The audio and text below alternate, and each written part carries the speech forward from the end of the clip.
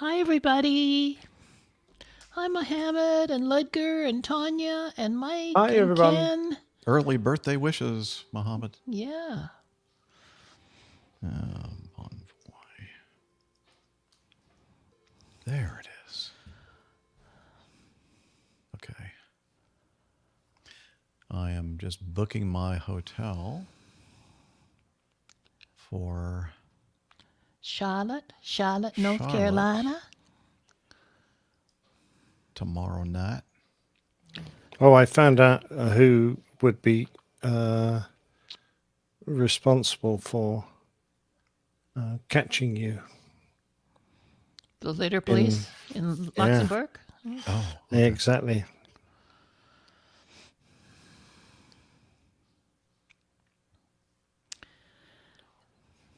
No. Just us oldies today here. Steffi's at work and Nick Camacho's taking his plane apart and Rick's at work and So ain't nobody here. just us oldies. What are you talking about? I know. All those youngsters having You're lunch. such a youngster, Jeff. Yeah. Yeah, I'm such Let me see how that's pronounced. Well, compared to you guys. That's true. Compared to me, everybody is. Well, why am I not signed in? Oh, I oughta. Perhaps this wasn't the optimal time to be doing this, Jeff. Yeah, maybe I'll do that after the show, but I'll probably forget. I'll remind you. And then I'll just drive up and I say, I have a reservation. I'll remind you. We don't see one. Hey, Micah. What do you mean you don't see one? Okay. Mike is driving. He's going to the grocery store. Ah. Don't forget some eggs. Eggs. Yeah. Super Fred driver. Wait a minute. Why? Oh, it changed everything. 19th through the 20th. This is making for a compelling pre-show. It's very, very fascinating. Gosh darn it. Let Poppy say hi to everybody. Okay. Quick. There's Poppy. Hi, everybody, from Poppy. Hi, Poppy. Yeah. Good dog. Oh, again? Really? That's a good girl. There you go. They're the Police Grand Ducal. Police Grand Ducal. Yes. Although it looks like Ducale, it's Ducal. Have you been to Luxembourg, Nick, ever? I must have done. I've been through Benelux. Yeah. I've actually landed I mean, Luxembourg you Airport. you try and go from A to B around that area, and you usually go through about five Right. Yeah. borders without even realizing. Was that when you were in the Air Force, Jeff? Yes, ma'am. I landed my C-141B Starlifter. Your Starlifter went to Luxembourg. Luxembourg. Yeah, it was not a fun approach. It was like a double NDB approach. Oh. Yeah, not fun. That's Not why I like a remember double it. IPA. No, it's not No, it's not anything for like fun. a double IPA. A double IPA is very pleasant. I know about as much about each of those as each other. I don't know anything about either of them. So, So did you have to pass over the beacon on the way in? So you had a bearing in and a bearing out? There were two. Both of them were on the way in. Oh, weird. right. Oh, golly. Yeah, it was a strange. I've never seen an approach. Because like I always this thought before. the Canarsie was made doubly difficult because you had a bearing to approach the Canarsie beacon inbound, and then a different bearing going outbound. So halfway through the approach, you had to change your bearing. Well, it wasn't by much. It was only about like 2 or 3 degrees, wasn't it? Right. But still, it was, I thought, unnecessarily complicated. And we're talking about an NDB ADF, and 2 or 3 degrees is like nobody can see that anyway. Yes, I was going to say. Whatever. Yeah. Close enough. Super It Fred Driver meanders. has a comment here for you guys. He's agreeing Just with did you. my first back course localizer this past weekend in Canada. Canada. Oh, yeah. All back right. course localizers. Those are fun. Did your airplane interpret it and give you a logical presentation. If it has a 'cause flight the director Airbus does system, that. yeah, does it sense properly? Because there are a lot of airplanes that don't. And in fact, Yeah. I think the 717 that I fly, because it does not sense it in reverse, we're not allowed to do the back course Oh, okay. localizer approaches. Now on the Airbus, you type in BC and then the bearing, and it brings it up correctly for you Oh, cool. from memory. So fancy. Yeah. Real fancy pants. Fancy airplanes you got there. Are we getting What close? amazed me about all those back course ILSs, which a lot of the Canadian airports we use as en route diversions, rare diversions, was the low platform height. You were starting off the approach at, say, 1,500 feet, and the minima were like 900 feet. So you actually Didn't have to go very far. descended 600 feet on the approach. Uh-huh. And if you didn't see anything, you had to go round. So hardly worth it. Yes, they did have an FMS with FMS a with BC a button. BC back course button. Ah, Too easy. You forgot to know there in the two. Not That's like true, normal, you have yeah. to spin the opposite course. I mean, it's okay if you do these things regularly, but the only time we'd have ever done it was if we were diverting in, a pretty serious emergency, because you wouldn't go to somewhere as remote as that if you had a minor emergency. So you've got to, and then you've got to remember all these weird things that you've only Yeah. ever done in the sim, and then That's only not done once that's or not twice. the time to be recalling all those obscure things, right? Yeah, exactly. But that's why you get paid the big Needs bucks. must. isn't it? Yeah. I'd forgotten that Super Fred driver refers to the C5, and of course the C5 has a- C5 Galaxy. yeah, probably the C5M, I'm guessing. Is that right? Super Fred driver? That's a very big course. airplane. Goose Bay. That's a very oh yeah, large airplane, yes. Goose Bay's way out there. Galaxy, Goose of course, here is a chocolate bar. So he flies a big chocolate bar. And there's also something to do with the stars and Milky Ways and And Milky Way is another chocolate bar. Yeah. and it's also a galaxy, which is also a chocolate. Oh, I'm so confused. It's all circular. Still gets very confusing, doesn't it? Very confusing. Guys, are we getting Okay. ready to go here? So Howard, let's do a sound check from our audience.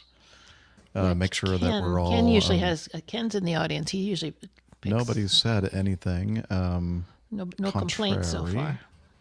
And let me just do another sound check of Radio Roger just to make sure that I'm not going to blow out your ears. You're listening to the Airline Pilot Guy Show. The view from our side of the cockpit door. No, it's fine. Yeah, it's good for me. No, All right, very our good. C5 It's the driver airline says- pilot. Guy. Ken Guy. Hayes says it's 5x5. Beautiful. Okay, let me get my cheat sheet up here. And I think we're about ready to do it. Okay. All right. Here we go. You're listening to the Airline Pilot Guy Show. The view from our side of the cockpit door. WAPG. It's the airline. That's a good question there, sir, regarding the recorders on. Recorders? Uh-huh. Mr. Sultan. Mine's on, but only because you stopped. Yeah. I figured it would probably be best if we just stopped. I've actually had mine on for 31 minutes and 6 seconds. Oh, really? Yeah. 16 seconds over here. Okay. Let's do it again. Hey, Radio Roger, you ready? Yeah. You're listening to the Airline Pilot Guy Show. The view from our side of the cockpit door. WAPG. It's the Airline Pilot Guy. Airline Pilot Guy, episode 570. Yeah, he's up in the sky.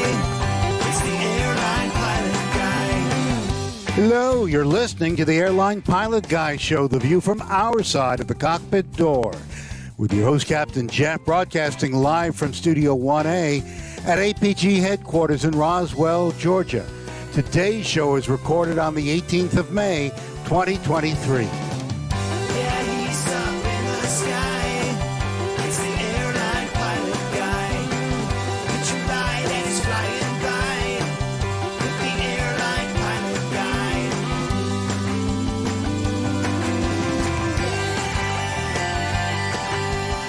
guy. In today's episode, in Luxembourg, a 747 freighter can't retract its landing gear, which then has problems during landing.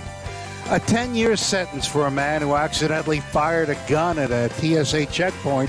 More news and your feedback. So get all settled in. Tray tables and seat backs in the upright and locked positions. Electronic devices powered on. I'm Radio Roger, and Flight 570 is ready for pushback. Thank you, Radio Roger. He's an award-winning TV and radio reporter, currently at the #1 all-news station in the nation. 1010 wins on 92.3 FM in New York City! Welcome to the Airline Pilot Guy Show. It's an aviation podcast covering the latest in aviation news and answering your great feedback. I'm Captain Jeff, a pilot at a major legacy airline based in Atlanta, or somewhere in the United States, maybe. Joining me from his studio, in Hartford, Hereford, and Hampshire. professional photographer, former RAF, RAAF fighter pilot, retired Airbus A330, A340 captain for Virgin Atlantic Airways. It's Captain Nick. Good evening, Captain Jeff, and all our lovely listeners. Great to be back on the show again on Scorpions on a Plane. Oh, look at that. Very nice. And also, we have from her lakeside from her studio in Toronto, there a lake out Ontario, there? Canada. By the lake. Sometime It is maybe kinda in by the the future lake. you will be. Retired financier, aviation enthusiast, spreadsheet master, and our producer. It's Liz Piper. Hi, everybody. Yeah, Lake Ontario's down that way about Oh, yeah. 5 miles or so. Yeah, it's down there. So you're not right on the lake, No, but pretty darn not close. Technically, no. Yeah, that's a pretty darn big lake. So we'll give Have you a credit good for show, that. you guys. All right. Cheers, Liz. Here's your lakeside credit right there. All right. And now we're going to launch right into the aviation news segment. Here we go. If I can find it. Okay, I hear you.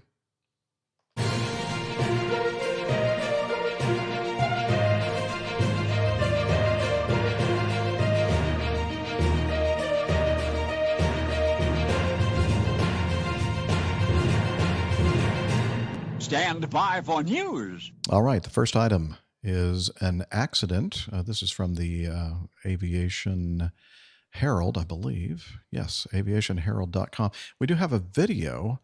So why don't we go ahead and roll that, Liz, if you can pop it into the screen. Roll and VT. Roll tape. Way to go. All right, there's a beautiful 747 touching down. Oh, look up, goodness. Whoa!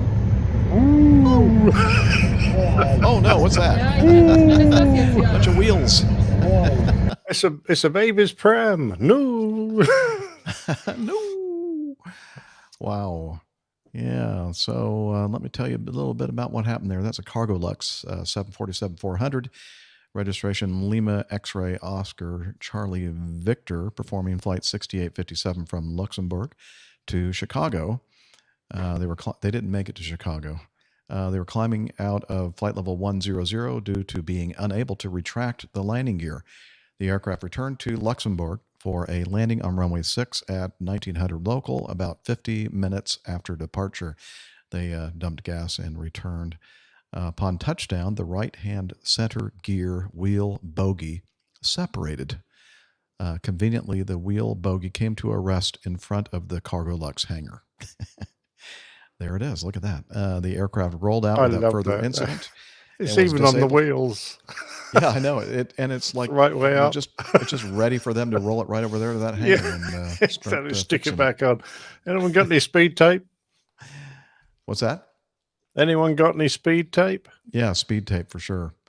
All right, let's see. The aircraft rolled out without further incident, was disabled on the runway. There were no injuries. The aircraft sustained substantial damage, which we're seeing here in the on the video, and we'll have in the show notes. Quite a mess. Yeah. The airline reported the aircraft was unable to retract. Okay, that's basically saying exactly what we just told you. So I'm not going to read that. So it looks like pretty decent weather, as we could see from the video, and it was just fun to see the that four-wheel center bogey just bouncing down the runway. That was pretty impressive. Yeah. Yeah, Bouncing I know. bogeys. That's a good title. Yeah. Go ahead. Absolutely. No, I was just going to say a testament to the Boeing product that it managed to cope with the landing, despite the fact that one of its main bogies had disappeared. But of course, It ain't Boeing, I ain't going. That's true. I ain't going to break. The fact that it broke is not quite as good a testament to Boeing. I don't know. Sure. There you go. But it left a nice bit of damage on the belly housing when the wheels came off. That's not really a major part of the airframe. That's just a sort of blister put on there to house the gear and to smooth the flow there. But yeah, interesting. Well, Brad in our live audience has just come up with a great show title. You picked a fine time to leave me, loose wheel. Oh dear. It's kind of a long do title, like but that. I might make an exception on this one. Yeah, it's And a little long, but I'm wondering if that bogey system thought that maybe it was attached to an Airbus, because if it ain't Boeing, I ain't going. You know, so I thought, well, I'm not going to go because this is not a boat. No, that's probably a stretch, isn't it? yeah. Yeah. No. All right. You picked a fine time. I'm to- just writing this down. Yeah. Picked a fine time to leave me, loose wheel. And that's a double O. Thank you for spelling that correctly, sir. You get extra points for that. Extra There we go. credits. And that was the Sultan of Wings, of course. Yes. A very learned man who flies the Airbus product. Yeah. Yeah, well, I mean, you can't. I can do something with that. This is going to be good. I'm just trying to work out how. Who sang the original? Was it Dolly Parton or something? No, it was a male singer. a Oh, it male was, country yeah. singer. Yeah, Okay. Liz is on it. Staff, look it up. All right, they're working on it. Good. In the meantime, now that Captain Nick is very distracted, Kenny Rogers. Okay. Was he the original? I guess he was. Okay. Well, Bradley, the Sultan of Wings, seems to agree. Concurs. Yes, concurrence has occurred. Okay. Next item: man who accidentally fired a gun at a TSA checkpoint in Atlanta was sentenced to 10 years. I'm sorry, I'm finding this amusing, but was he wearing a cowboy hat? Yeah, I think he was. There's a recording of him right before the gunshot. I should have a gunshot sound. Yeah, that was See perfect. if I can quickly find one. Oops, wrong. Was he upset he couldn't find me there at the airport? You think, Liz? Oh, yeah, me too, because he would have maybe fired the gun at me. Okay. Well, no, I can't find a gunshot sound. Oh, well. He created mass panic, caused a 2-hour active shooter lockdown at Atlanta and Hartsfield International Airport. That's Hartsfield-Jackson International Airport. Who wrote this? Shame on them. Paddle your own canoe. Well, it's very hard with your laptop on a canoe, you know. No, that's true. Okay, we'll give him a break. That's tough. In the run-up to the Thanksgiving holidays in November of 2021, has been sentenced to 10 years imprisonment in a federal jail after he pleaded guilty to possessing a firearm while being a convicted felon. Yeah, convicted felons over here are not allowed to have or possess a firearm. Kenny Wells, 44 years old, a multi-convicted felon who prosecutors described as a very violent had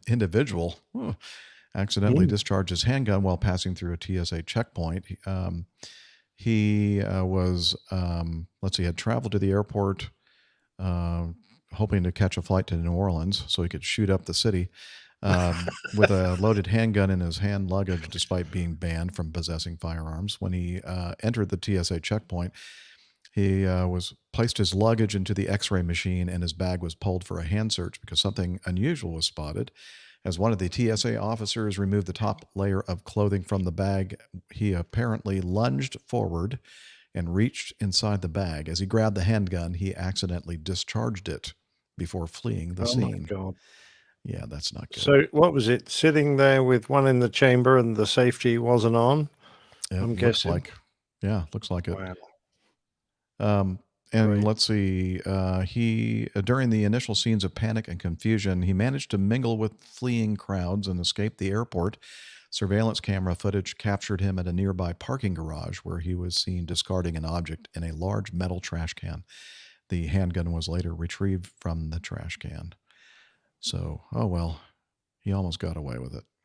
Yeah. But interestingly, he got the 10 years for possessing the gun, not for firing it at the TSA True. checkpoint, I guess. And Yeah. what's the usual time he will serve? Will he do all 10 years or will he come out after 5? Yeah, the federal system, I think they get pretty close to like serving that full thing. Yeah. Oh, okay. Fair enough. Yeah, that's the way we understand. Oh, yeah, he's going to the slammer for sure. Okay. And I have a feeling he's probably been there before. He does have special friends at the prison. All right. Interestingly, yep. since the X-ray machine picked up something odd, obviously, I'm surprised that he was able to reach his bag. Wouldn't they have moved the bag away so that if it had been something, that he was a terrorist and he wanted to set off a bomb or do something dreadful, he couldn't touch it? But obviously they didn't follow that, what seems to me Protocol. quite sane advice. Yeah, I'm not sure exactly. It could have been like just exiting the machine and they grabbed it and he was like within lunging different distance. Most places I've been to, they've got big perspex shields preventing you from getting at your bag until the officer has let it pass through. So, well, this is Atlanta, Georgia, the Wild West, well, you're used to it, yeah, of course, or the Wild South, yes, not Wild West. Anyway, really nothing much else to say about that. I'll try not to get shot before I retire, Liz. Good man. Definitely do that. All right, the next item here. Pilots at Cathay Pacific have allegedly been taxiing at deliberately slow speeds to the gate in order to bump up their wages because they are now paid from engine start to engine shutdown. Kind of makes me wonder what they were paid or how they were paid before. Probably wheels on to wheels off, I expect. Oh, it might be. The allegations came to light after managers at the Hong Kong-based airline noticed that the planes were taking an unusually long time to reach the gate after they had landed at Chek Lap Kok International Airport.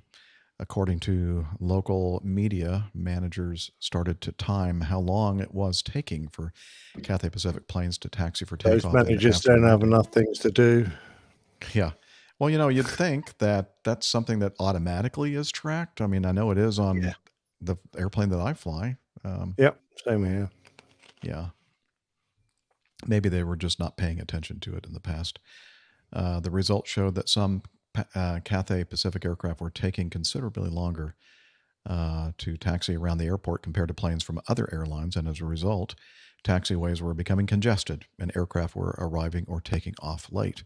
In a leaked memo, Cathay Pacific has put pilots on notice that managers are aware of the situation and are now monitoring the speeds at which aircraft are taxiing. And they say that taxi speeds of 30 knots are feasible. Right? That's what I do. But that's where it trips the maximum was 30 knots. If you got to 30 knots, you were supposed then to break down to 10 knots. And the only time I've ever seen speed limits on like airport diagrams and stuff like that always had something to do with the big wide body aircraft. They don't want you guys like rolling down,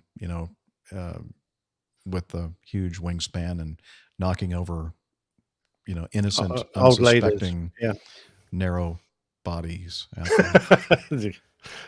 and Flipping old those little 717. CRJs around, spinning like tops. Remember that one at JFK, the Air Oh France yeah, he 380 got hit a that big wallet, RJ. didn't Woo! Like a little top. Anyway, so Cathay Pacific said taxi speeds of 30 knots are feasible, but that a slower speed of 15 to 20 knots is perfectly adequate. What it found, however, was that some aircraft were taxiing at far slower speeds than the acceptable lower limit, so they were just creeping along. The reason why pilots at the Swire-owned airline, what is that, a person, Swire? Swire Group is, you know why it's called Hong Kong? It's because the Kongs, the businesses, the big major trading companies that started off in Hong Kong, they ruled there because it was a free port, and they made a lot of money. And the Swire Group or Swire family, because they are a family, were one of the major Hongs that have been there, or Hong Kongs. Oh, anyway, I've been there for nearly since the British took over that island. So they are a major factor there. They own all sorts of businesses, including the newspapers, which is often why you find the newspapers come out against people who make trouble for their companies. Well, I never knew what a Hong nor a Kong was. No, I think they're the Hongs. I read a book called Taipan, I think it was, which was all about. It was a historical novel all about the history of Hong Kong, and I'm pretty sure they was the Hongs, but someone's going to correct me. Well, I think our control room is saying that she thought it meant something about fragrant harbor. Oh yeah, well that could be it. All right then, what were the name of the old trading companies then? There was a Chinese name for them. Help me out there, Liz. Staff. She's on it. She's looking it up. Okay, so in the meantime, we're going to continue with the story. Some sources claim the reason is that pilots are paid from the moment that the aircraft engines are started to the moment they are shut down at the end of the flight. So increasing this time period will bump up wages. The reasoning behind this theory lies in the fact that average pilot wages are down 30% compared to pre-pandemic rates, despite a recent 3.3% pay raise. Other sources, however, have dismissed this notion, pointing out that the additional taxi time is 5 or 10 minutes at best, which wouldn't earn pilots much extra money. Yeah, but it's enough to buy a couple six-packs. Sources do, though, claim that pilots are taxiing slower simply because they've lost the impetus to be efficient. Yeah, I don't think the morale is very high right now at Cathay. No, we have heard that they're suffering somewhat. Our staff, our control room. Hang on, Liz. I'm gonna. Why don't you pop in and inform us of this? Yes. Okay, Nick, you are correct. It says a Hong originally designates a type of building and a type of Chinese merchant intermediary, formerly in Canton, and then they moved to Hong Kong. Okay. Hongs, you are correct. Thanks very much. Yeah. Ding, ding, Okay, ding. that's brilliant. So I wasn't a complete fool, but I've also heard that it means fragrant harbor, which is always such a joke when you used to land at the old airport, because the first smell that came into the aircraft was that of sewage. Well, wouldn't that be also fragrant, just not in a good way? Not said quite the same way. Not a positive. But, that was because so many people lived near the airport and just emptied their sewage into the ditches that ran down either side of the runway to flow out into the harbor. It was pretty disgusting. Okay. Anyway, if anyone wants to, I think it's James Clavell wrote that book, Taipan, who wants to read about the history of Hong Kong. It's a great novel and a great way to learn a little bit about it. Okay. Put that on your reading list. All right. I'm trying to select the next item. Here we go. The Air Force is investigating a mishap that led an F-15 to land in an Oregon canal. Now, I don't think that technically the F-15 landed in the canal like, Scully did on the Hudson. It's not exactly an F-35 that could do a vertical landing, but Right. I think that it actually, well, here, let me read a little bit of the narrative from military.com. An F-15 Eagle fighter, F-15D Eagle fighter jet assigned to an Air National Guard unit went off the runway at an airfield in Oregon. Yeah, went off the runway and then crashed into a nearby irrigation canal this week, according to base officials. The fighter jet was assigned to the 173rd Fighter Wing at Kingsley Field Air National Guard Base in Klamath Falls, Oregon. Was doing routine training about 3 p.m. Monday when the incident happened. The aircraft landed, and I said came to rest maybe in a body of water managed by the Federal Bureau of Reclamation's office just by the base.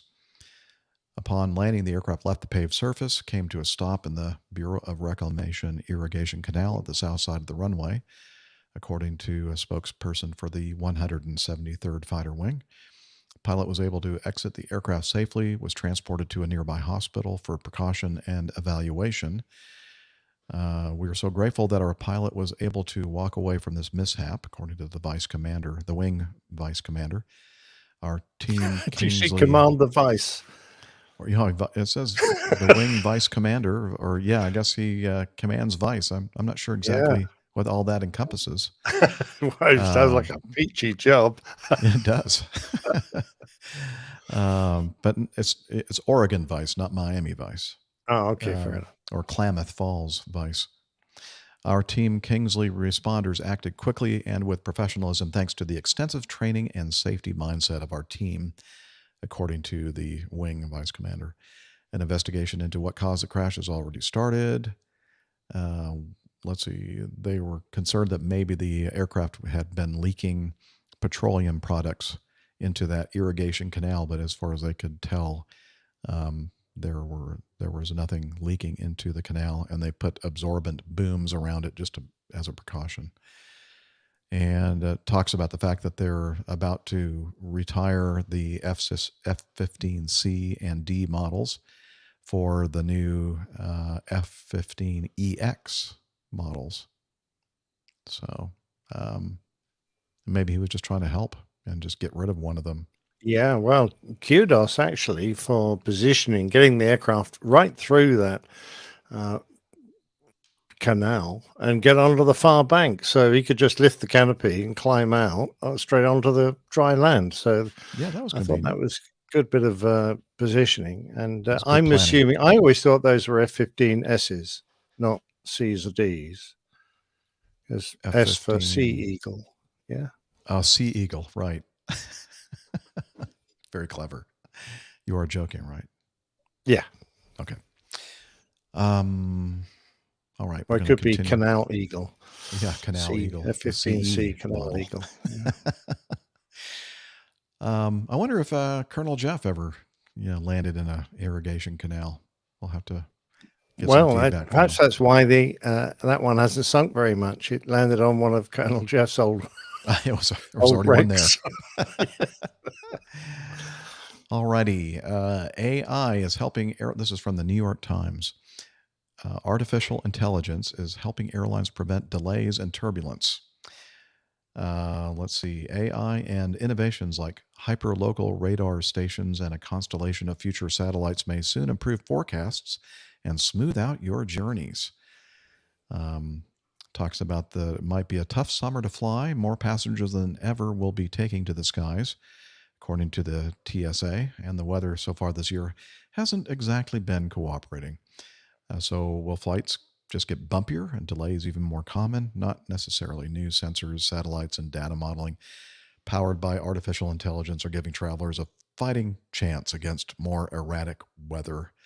So this article goes into a lot of detail about various ways that they are trying to improve the information that is being fed to us hungry pilots, and to help us, find smoother altitudes and avoid areas with severe weather as much as possible. It involves, just to kind of give you a synopsis here, it kind of they're launching more than 20 weather satellites. The U.S. Air Force is actually.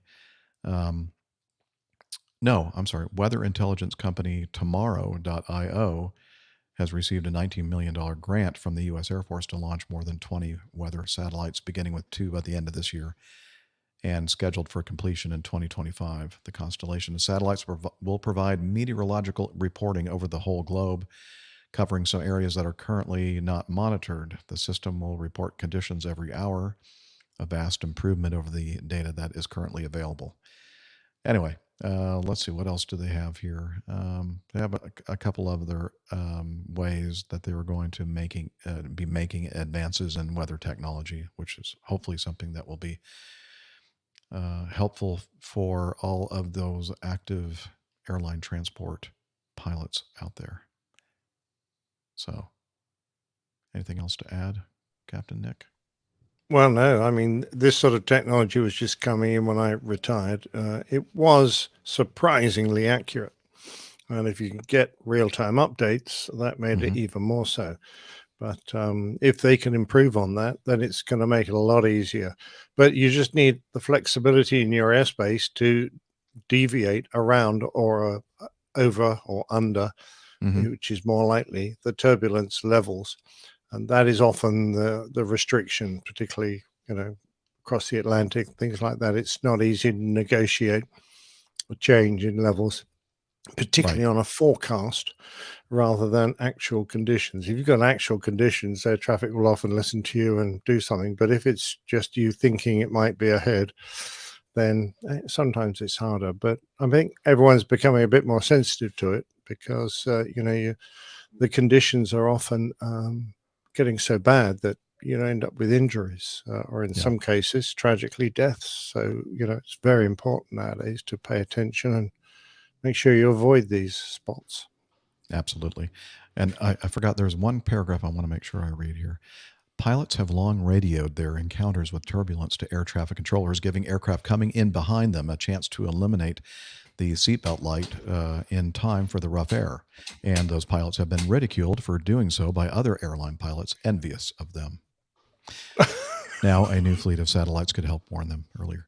I just wanted to throw that in because pilots we spend a lot of our time ridiculing other pilots. Yes, exactly. Well, we do. That's one of our favorite pastimes. All right.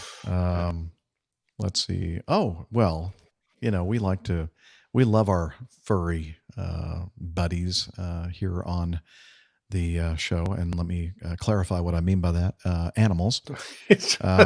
Furries are something rather weird in the world of adult.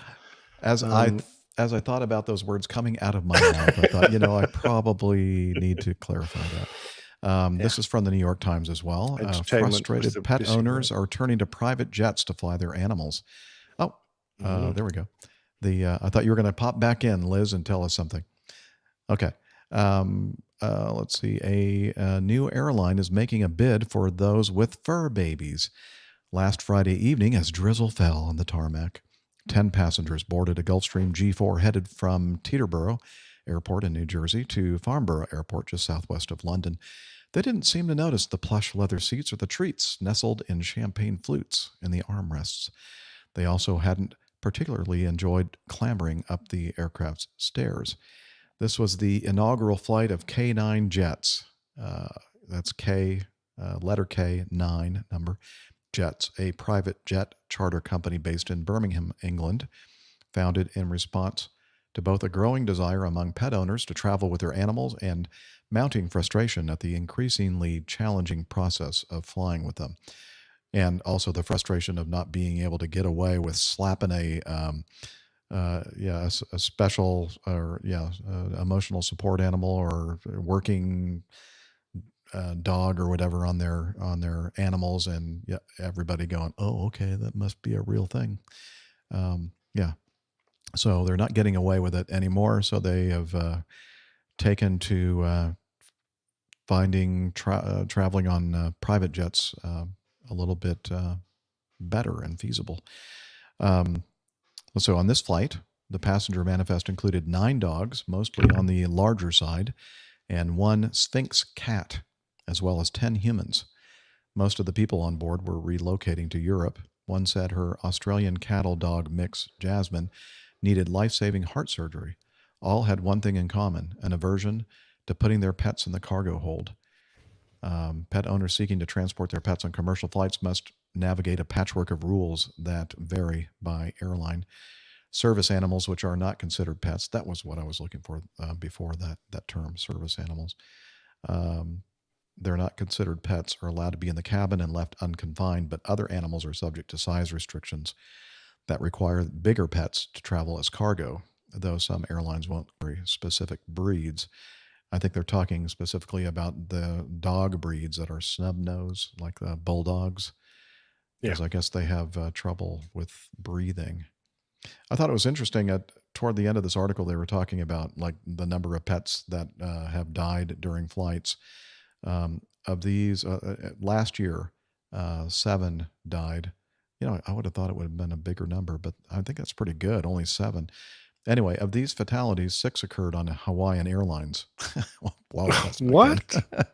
Yeah, that's a little skewed on the statistics here. What are Hawaiian doing wrong? I don't know. And 5 of these were the short-faced dogs or the snub-nosed Or dogs. perhaps that's a problem, because if they're allowing those dogs with, difficulties in their airways, problems with their airways because of their breeding, then they're more likely to have that kind of a problem. Yeah. Let's see. Meanwhile, private jet companies have stepped in, offering air travel for pets inside the plane without having them spend hours trapped in crates or carriers. Some, like NetJets, or maybe SafeJets, and VistaJet, have dedicated pet programs on VistaJet flights. Pets are fed prime cuts of meat. Wow, that's more than humans get on most flights. They're offered toys and given a soft mat to sleep on. Oh, I'd like that too. Anyway, so the article goes on to talk about this new trend. Have you? What was that question again, Liz? Yeah, she's saying that she thinks that you have flown quite a few animals on your flights in the past. Oh, most certainly, but very rare. In fact, I don't think I ever had one in the cabin. Oh, But we regularly flew them in the cargo hold. We used to get it on the documentation, the limits for controlling temperature in the hold 5, which is the rearmost hold where they were put. And they were all sorts of rules and regulations. So it wasn't like they were chucked up there without any regard. They weren't put in their containers until pretty close to departure. They had water in there to get them through the journey. They were put and specifically put so that the open end of their containers didn't face any natural enemies. So cats and dogs weren't put, the cages weren't put nose to nose. They were kept apart. And, sometimes, of course, we'd have fresh salmon in the cargo hold as well. I always thought that was a bit mean for the cats, but actually dogs like salmon, don't they? What about the yeah, scorpions, like the ones in the picture behind you? They were did you allowed in allow the them cabin, of course. in That's the their cabin? problem. Okay. All the scorpions you want in the cabin. Yeah. Never had a problem in my experience, but of course, you never know. Were they Things can offered happen. prime cuts of meat, though? That's what I'd like to know. No, I don't think it's good if they're unsupervised. I don't think it's good to give them stuff to eat, because Yeah, last thing you might want is choke. them to catch something in their throat, and then there's no one around to help Give them a out. Heimlich maneuver. Exactly. This paragraph I love. For years, Rusty Roof, and I thought that was a dog's name, but it's actually a human, a 62-year-old startup advisor and investor who lives in the San Francisco Bay Area, flew his dog across the country on Pet Airways, an airline founded in 2009, the same year that I founded the Catholic Pilot podcast. Oh, wow. That carried only animals, but the company shut down several years ago because those animals just wouldn't pay up, apparently. I must admit, starting up an airline specifically to help people move pets around seems a bit odd because almost all, in fact, I'd probably say every existing exec jet company probably offers a very good service for passengers who want to take their pets with them on a flight. And they're going to have all the facilities that this company could offer. The only thing that they might perhaps do, I don't know, is take unaccompanied pets. So if you want to ship your pet without you being on the aircraft, then perhaps they have a animal handler in the cabin, and the animals get a very comfortable ride, and there's someone in there to look after them since their owners won't be with them. But yeah, interesting. Yeah. No, Ludger, the hold 5 was heated. It was the only hold in our Airbuses that did have adjustable heating. But even the other holds were kept at a reasonable temperature because air from the cabin circulated through those cargo holds. So obviously air in the cabin is warmed because it's comfortable for the passengers. And as it passes through those holds on its way to the controlling valves where it exits, it's going to pass its heat to the animals there. Captain Nick is the luggage, answering actually. But no, Hold 5 had individual electric heaters, so you could control the temperature. Captain Nick is answering a question from one of those in our live chat room, in case you're wondering. And this from another in our live audience, Tim Van Ram says, this is Captain Poppy speaking. Sit back and smell your seatmate and enjoy the flight. Off. Yeah, nice. I make that PA all the time, actually. Yeah. All right. Captain Poppy. Yeah. People are going to think you're high. Yeah. Anything else to add? No. Okay. It's expensive, though. I can add that. They said that, one-way tickets between New York and Europe hover around $9,000 per seat. Yeah, it's not something you do without thinking about it. Yeah. All right. Well, I think it's time for getting to know us.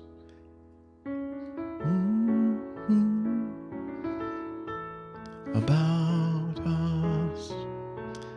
Getting to like us. Getting to hope you'll like us too. Or something like that.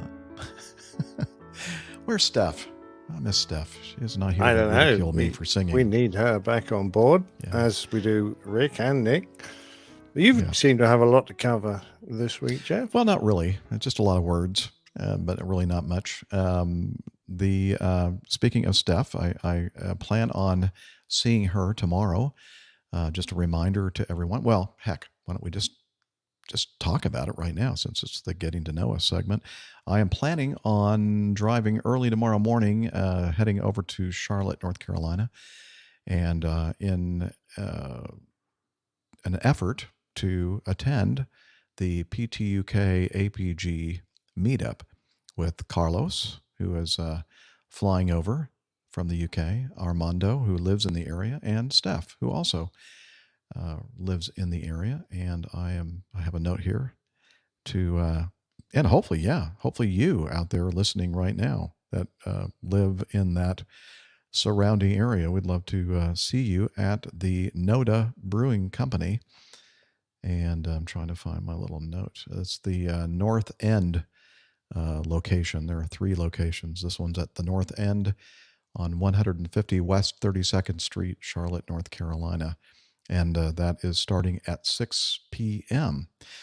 But because I'm leaving early enough to arrive about midday in Charlotte and get myself settled in a hotel, well, hopefully I can. I don't know what the check-in time is going to be. That might be kind of interesting. Well, we'll see what happens.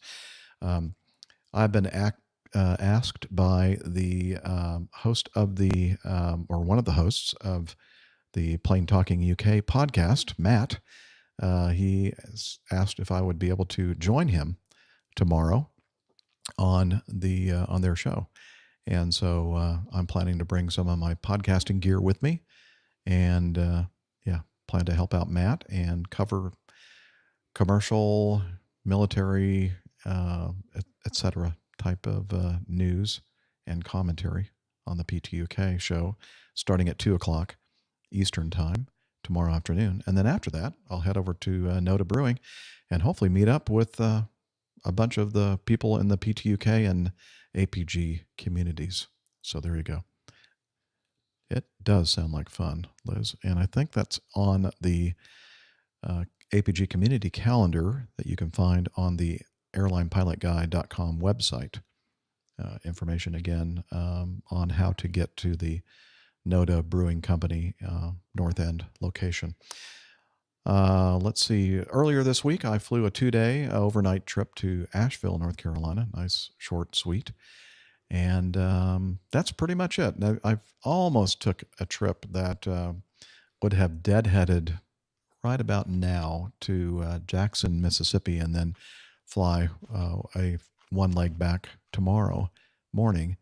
And then I thought, nah, it's going to be kind of a hassle. There's no guarantee that I'm going to be able to shift my deadhead flight to later on so that we could continue to record the show right now. So I went ahead and let that one go, but it would have been nice. I am a dedicated podcaster. Thank you, Liz. And that's pretty much all I had, Captain Nick. Oh, do I? Oh, what? Okay, throw the slide. Show the slide, and let me see what it is. I don't remember what I put in there. Oh yeah. Speaking of part of our APG crew, one member of it that we don't mention very often, and his name is Jim Mercado. I think he's our brand ambassador for the APG. And Liz and I met up with him yesterday afternoon, and because he had a proposal for us. He said, I'm hearing you talk about your future in the APG mobile studio, my leisure travel van Unity motorhome that I'm hopefully going to take delivery of sometime before the end of the year and before I retire. And he said, have you considered maybe branding? And I'm thinking, no, I hadn't really thought about it. So this is what we've come up with here. You like that? That is great. Yeah. Yeah, it's very understated. And the nice thing about this, the fireworks, and apparently Jim's going to work it so that I can just hit a switch and then just launch fireworks as I'm just driving down the road. I think that's pretty cool. And then Liz is singing, and the rocket's red glare. Yeah, so no, that is not what, although I have to say there's something appealing about that. I love it. I think it looks great. I do too. I would add a mustache on the grill. Yes. Why not? Yeah, I think that's a good idea, Tim. Let me see. I think I can share, and I think it's okay for us to share some of the design ideas that Jim have come up. By the way, Jim's the one that came up with the whole Fly Acme Airlines logo. And so it was just very, very nice of him. He's such a great guy. Always thinking about promotional items for our show. And I'm trying to talk and find the screen that I want to share at the same time. Can you throw that up there, Liz? Thank you. Right there. Okay, so let's continue on. So he had some various concept ideas. This is very understated, just on the doors. There's one that's a little bit less understated on the sides of the motorhome, and this is the one that I kind of really liked. Was that it's very understated, kind of a. You have to really be looking for it, to see it there on the sides as well. But I kind of like that. I think we all agreed that this was kind of the way we wanted to go. Although I did notice, Liz, after we had the meeting, that the exterior color scheme that I've actually chosen is actually dark. That's the one you like. The one that I like is a little bit darker, and Anyway, let's see. Here's one that's a little bit bolder toward the end.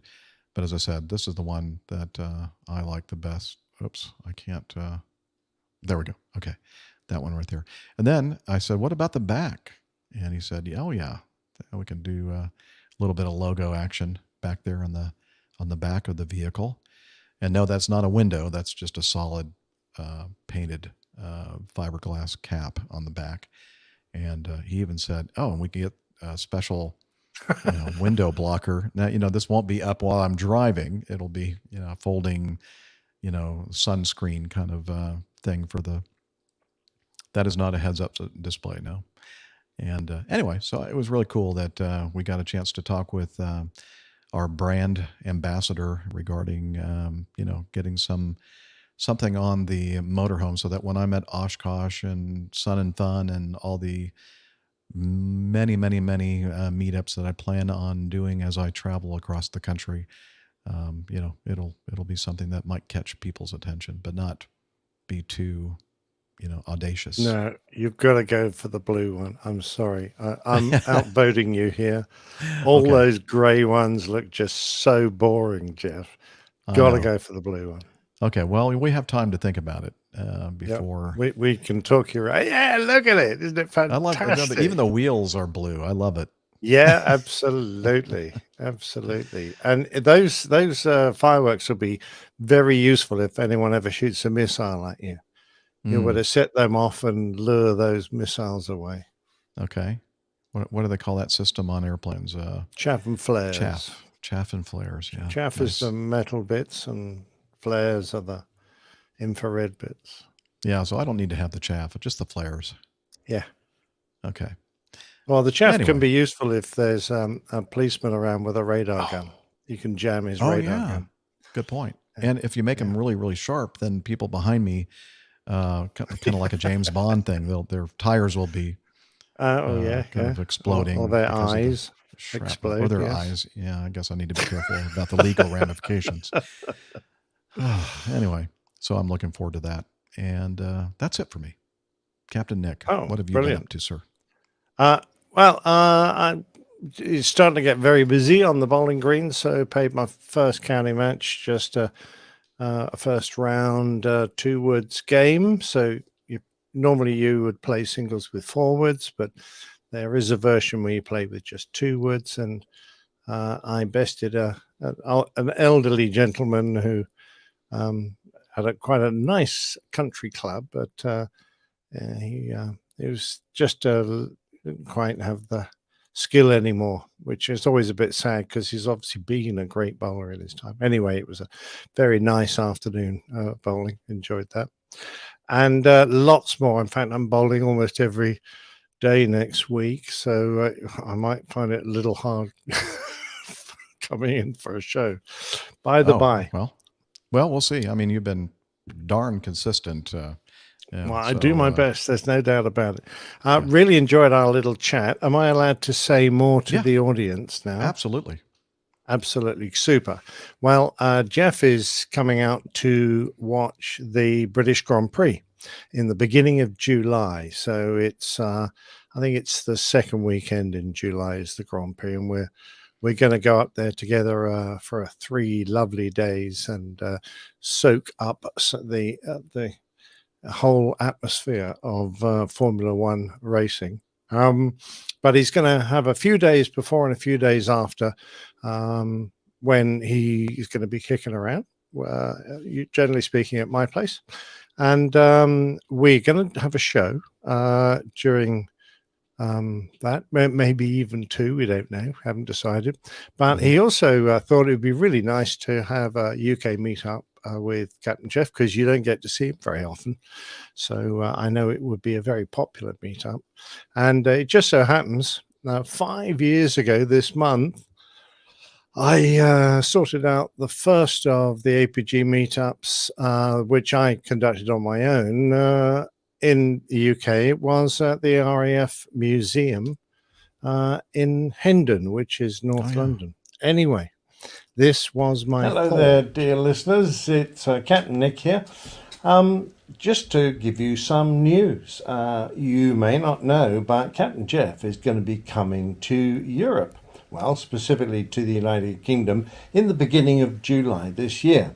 He's coming over to watch the Grand Prix, the British Grand Prix. But while he's here, we're hoping to do a show, possibly two, but more importantly, have a UK meetup. Now, if you're interested, it's 5 years ago. We had one at the RAF Museum at Hendon in North London. And that was very successful. I think it was one of the first meetups. It was just me on my own.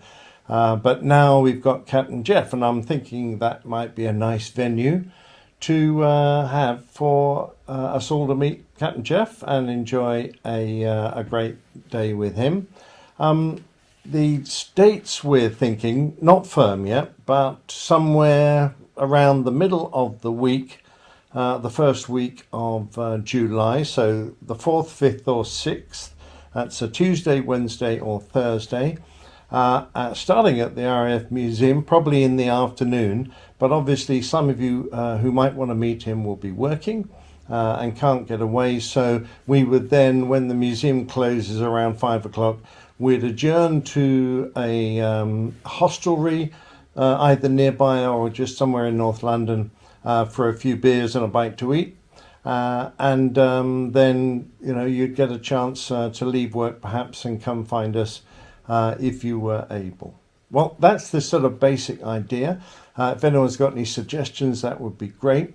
I'm going to put something on Facebook indicating, how it's all going and giving all the details. And if you've got anything to add, please do so there. Or perhaps you can email in the normal addresses to the APG email address. That's it, really. Love to see you all, especially if you can make it across from Europe, the mainland, to the UK and come and see Captain Jeff, because I'm sure we'd love to give him a very warm welcome here in the UK. All right, that's it. All the best from me. Back to the studio. Well, Captain Jeff and Captain Nick, yeah, he's going to be there too. Somebody's got to, drive me there, right? Yeah, that's true. Yeah, someone's got to be on driver duty, definitely. Although I'm hoping we'll take the train. Oh yeah, yeah. I guess your lovely wife Julie may have to be there and be our designated driver, perhaps. Yeah, I don't think there's any hope for that. Sorry, no? Jeff. Okay. Well, we'll just have to find a place nearby, the pub or the train. That's right, the train. Yeah. Good point. We're on Something the train. like that.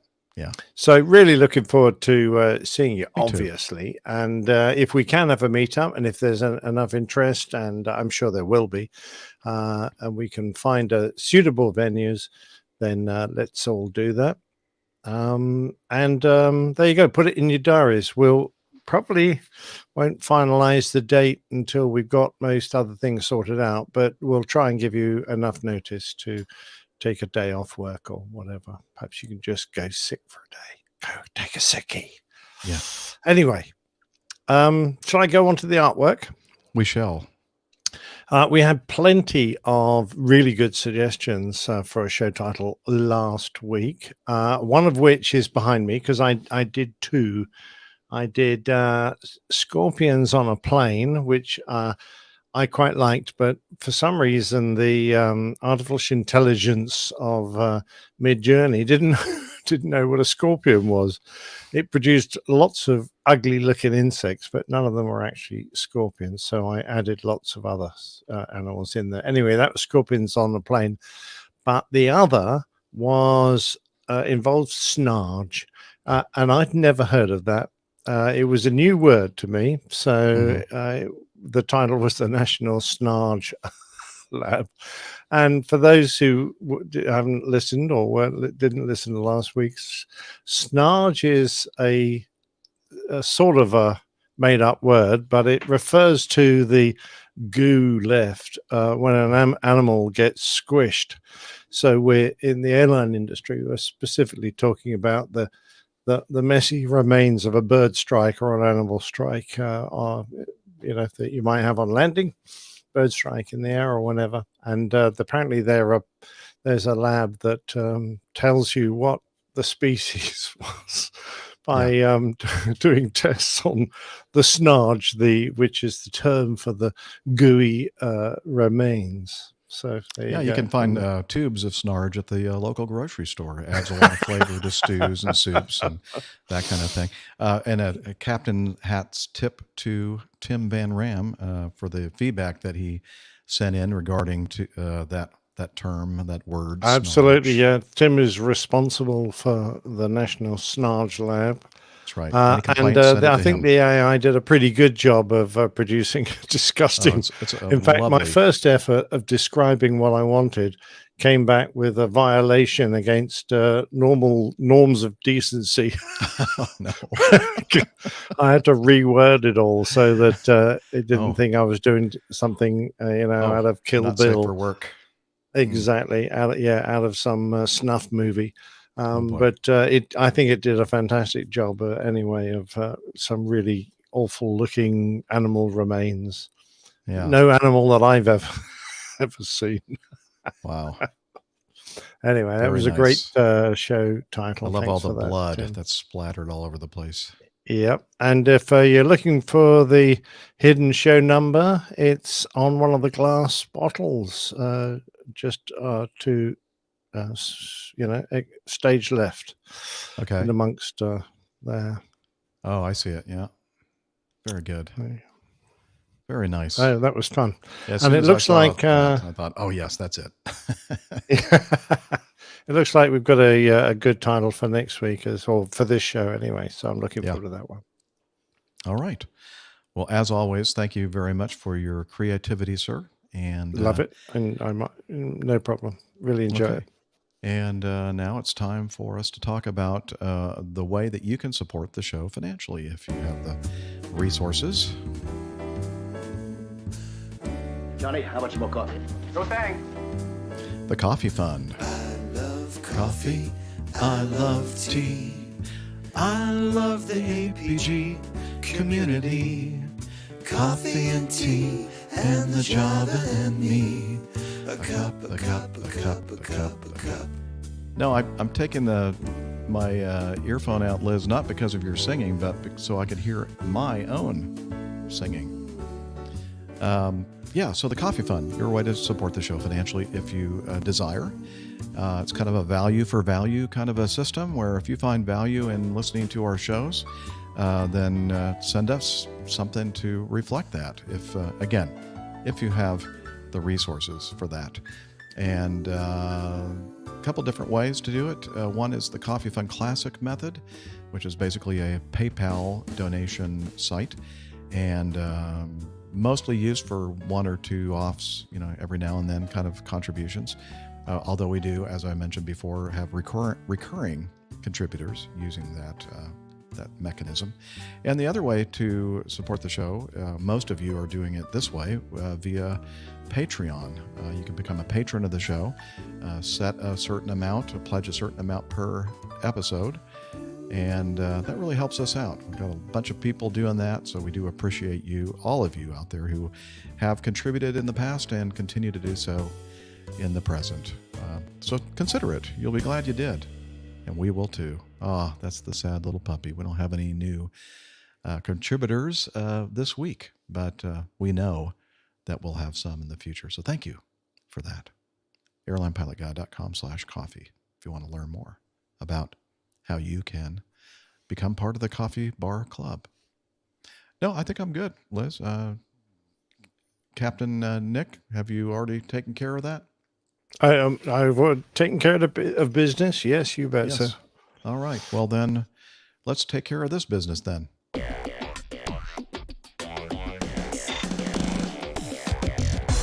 Captain, incoming message.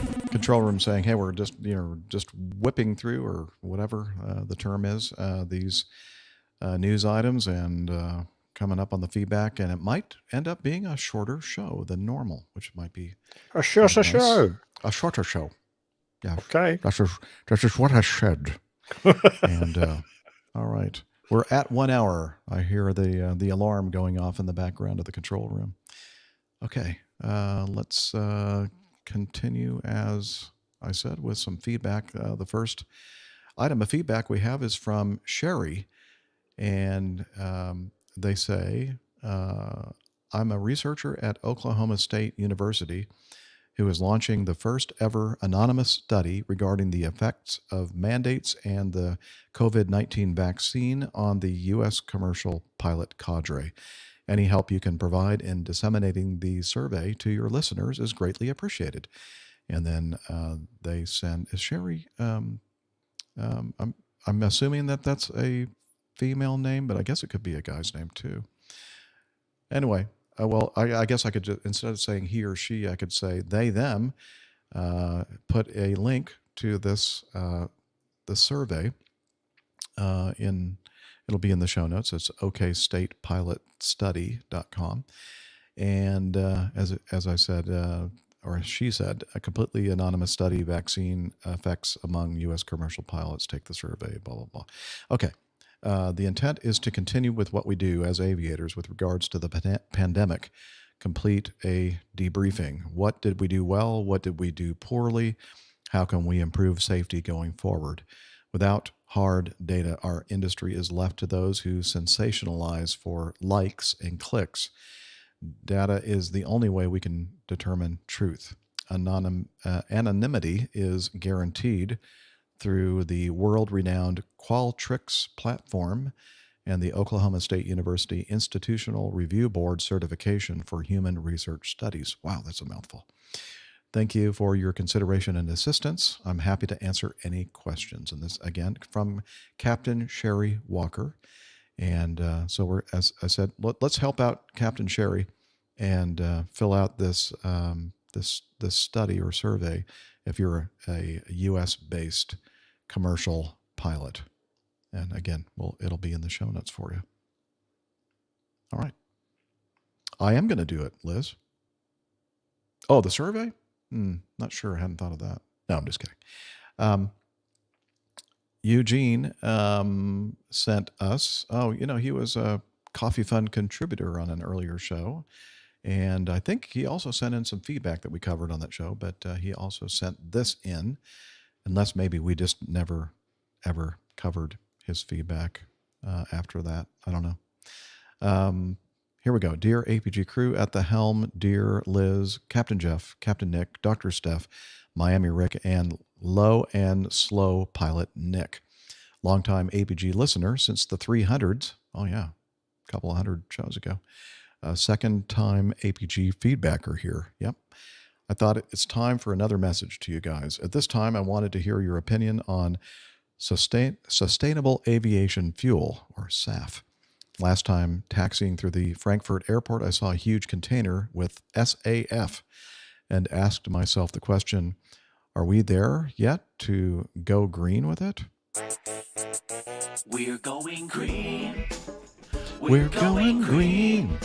I haven't heard this for a long time. We're going green. Oh, yeah. Bum-ba-da-da-da. I love that one. After researching a bit through the internet, I was grounded by the fact that the EU plans to have only 2% in 2025, 5% in 2030, and 63 to 85% in 2050 of SAF, or sustainable aviation fuel, of all aviation fuel demand. In EASA, in EASA countries, he's not sure, question mark. This sounds like right now it's just a marketing gag or helper to foster CO2 emission offsets. What do you think? Will this be the future for airliners versus electric or hydrogen propulsion? What do you think, Nick? I think it is part of the future, undoubtedly, because you can't just make the jump immediately into an electric or hydrogen powered aircraft. We know that electric power has its problems and is more likely to be popular in light aircraft and in short range small commuter aircraft because of the problem of maintaining or getting enough energy on board to do a long flight. You can't do that at the moment with the current standard of battery technology. But hydrogen has its own problems, not only with production, but also with developing engines that can deal with it easily. The engine design has been so refined around carbon fuels that we currently use. I think we're going to have to. The average jet engine can't just start using hydrogen. It's going to be a specifically developed engine that will be able to cope with it, because of there are going to be a lot of technical problems involved with it. That's undoubtedly true. So I think we're going to get there. Electric for short distances, hydrogen for long haul. I think it will be definitely a possibility. In the meantime, to try and meet carbon reduction goals, we're going to have to find a way. And one of the ways is reusing a frying oil that has been, it's no longer suitable for putting into our fish and chip shops and various other places that use it. But you might be able to clean it up and mix it with aviation fuel and make it an acceptable boost to reduce the levels of carbon fuels that we're sucking out of Earth by burning this fryer fuel instead. Whether we get enough and we make that available in big enough quantities for all the airlines to use, and whether the engine manufacturers clear it, there are an awful lot of hurdles to jump before we can do it. But a lot of airlines have done technology demonstrations where they've had perhaps one engine and one fuel tank has been used with a reconstituted frying oil or something similar, and successfully fired up the engine and got it to run for a flight, etc. To be able to do it in general throughout the entire fleets is a different matter. And let's just remember that the days when you hear of a double engine failure on a 2-engine aircraft, or worse, a 4-engine failure on a 4-engine aircraft, the first thing that we as pilots think of is there a problem with the fuel system? Because that's the one factor that will affect all 4 engines at the similar times, same time. Was the right fuel put in, or is there a problem?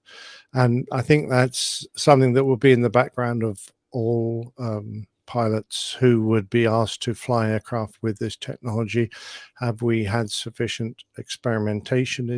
Are we assured of its success using it long term? So yeah. I think it's a great idea. Of course, it would be nice. And the thing about using this type of oil, stuff that you can grow it. So you can grow it and then refine it, and away you go. You don't have to dig it out of the ground. It obviously still releases carbon when you burn it, but of course, it's naturally derived. So there's a much smaller penalty in the amount of carbon you're throwing into the atmosphere. Yeah, but there's several, major obstacles that have to be cleared for us to get to that point, and that's probably why that projection that Eugene was talking about is so far into the future. But Brad, the reason I'm going back to frying oil here is that in front of that sustainable aviation fuel container is a big sign that says "Fry to Fly." So we can fly. We can fly 100% CO neutral with fuel made from used frying oil. So this particular company, I think, is one that manages to gather and then convert old oil from fryers. Well, the nice thing about it is that you go to the airport in the future, burning this stuff, it smells like French fries. Fish and chips. Fish and lovely. chips. Yeah. Yes, Brad says in our audience here, perhaps the gaseous passenger from the last show could be given frequent flyer status, along with others, to assist in providing an additional fuel source for the aircraft. Absolutely, yeah. There's a lot of things you can burn. in this world. We're not talking about the passenger, though. We're just talking about his gaseous emissions. Neil Landworm says biofuels do have a problem in that they take away land that can be used for growing food. Yeah, there are a lot of complexities regarding all this stuff, because it's just like, if you gain a certain advantage in one area, then something is probably going to have to suffer in another. So it's all about, I guess, the balance of figuring this out. Yeah. And then Eugene also adds, also on a side note, I have to say that I heard that there was an APG community meetup at the Aero 2023 Aviation Show in Friedrichshafen, and I missed it this time. And then I put, what? I think I may have, well, we talked about it in the show, but we haven't heard a meetup report. So I how do we know it really took place, Liz? I mean, unless we have proof. I mean, did they record audio from the feedback? Did anybody send in feedback regarding this supposed meetup? I don't think so. So until I see evidence, it did not happen.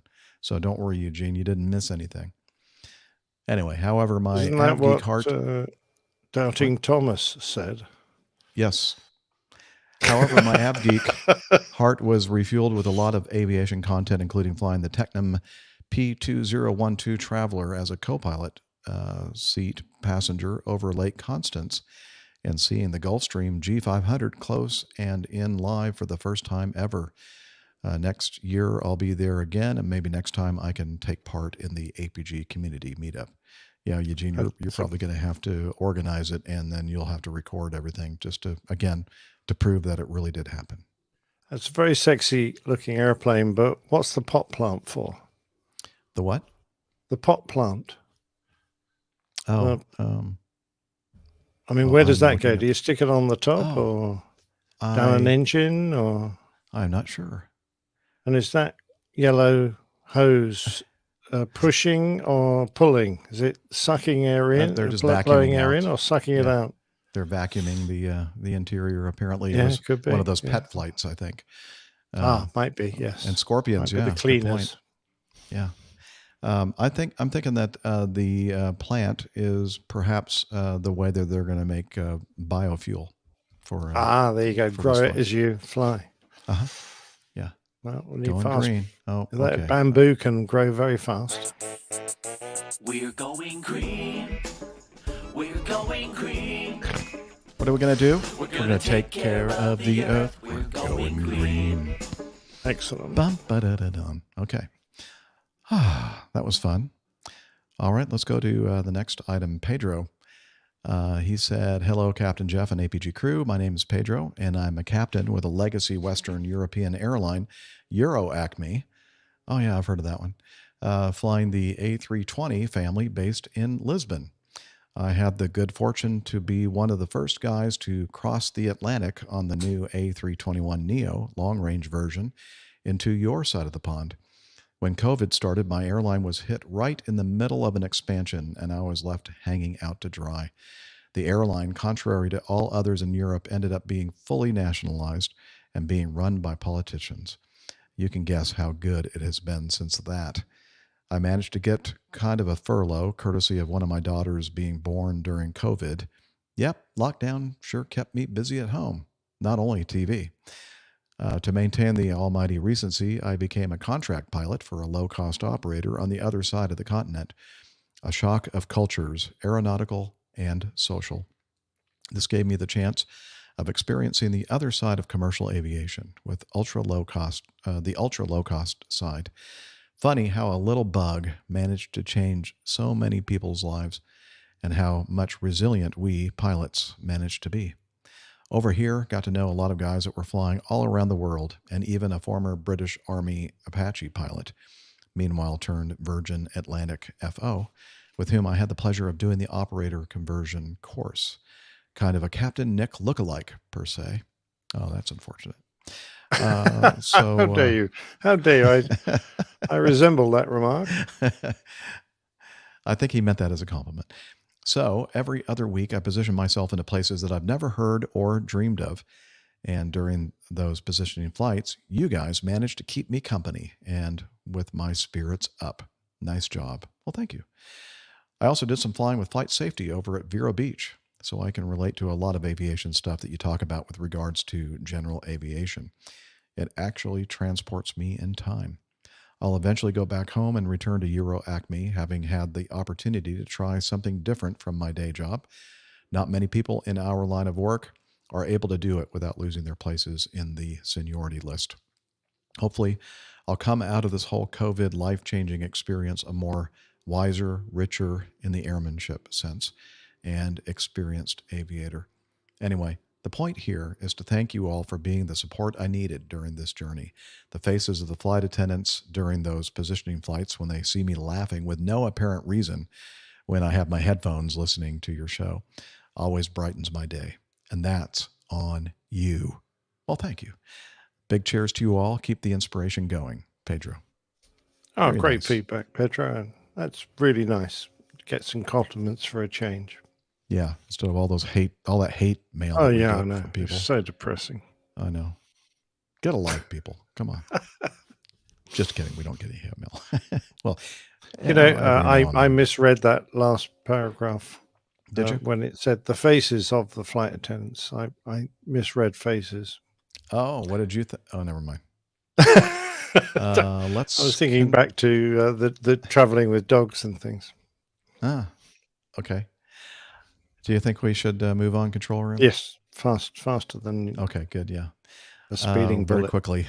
Vernon sent us some feedback. He said, I subscribe to a good, clean, funny list for daily chuckles. Thought you'd enjoy this one. APG Addict, among other things. Vernon Tryon in Fort Morgan, Colorado. Okay, here's the deal from the gcfl.net. Part of the passenger arrival briefing from the lone flight attendant on a United Express O'Hare to Memphis flight. Quote, please remove all personal items from the aircraft. Any items left on board can be found at my yard sale next Sunday. Yeah. I've made that kind of PA before and said you can find your object on eBay if you're lucky. Yeah. One of our senior flight attendants used to make PAs all during the boarding, and he'd be holding up a huge bra, and he'd say, we've just found a size 48 bra in the toilet with the owner. Please come and claim this 48 double D bra. And various other terrible things. Yeah. Oh, that's funny. All right, continuing on with Robert in Tucker, Georgia.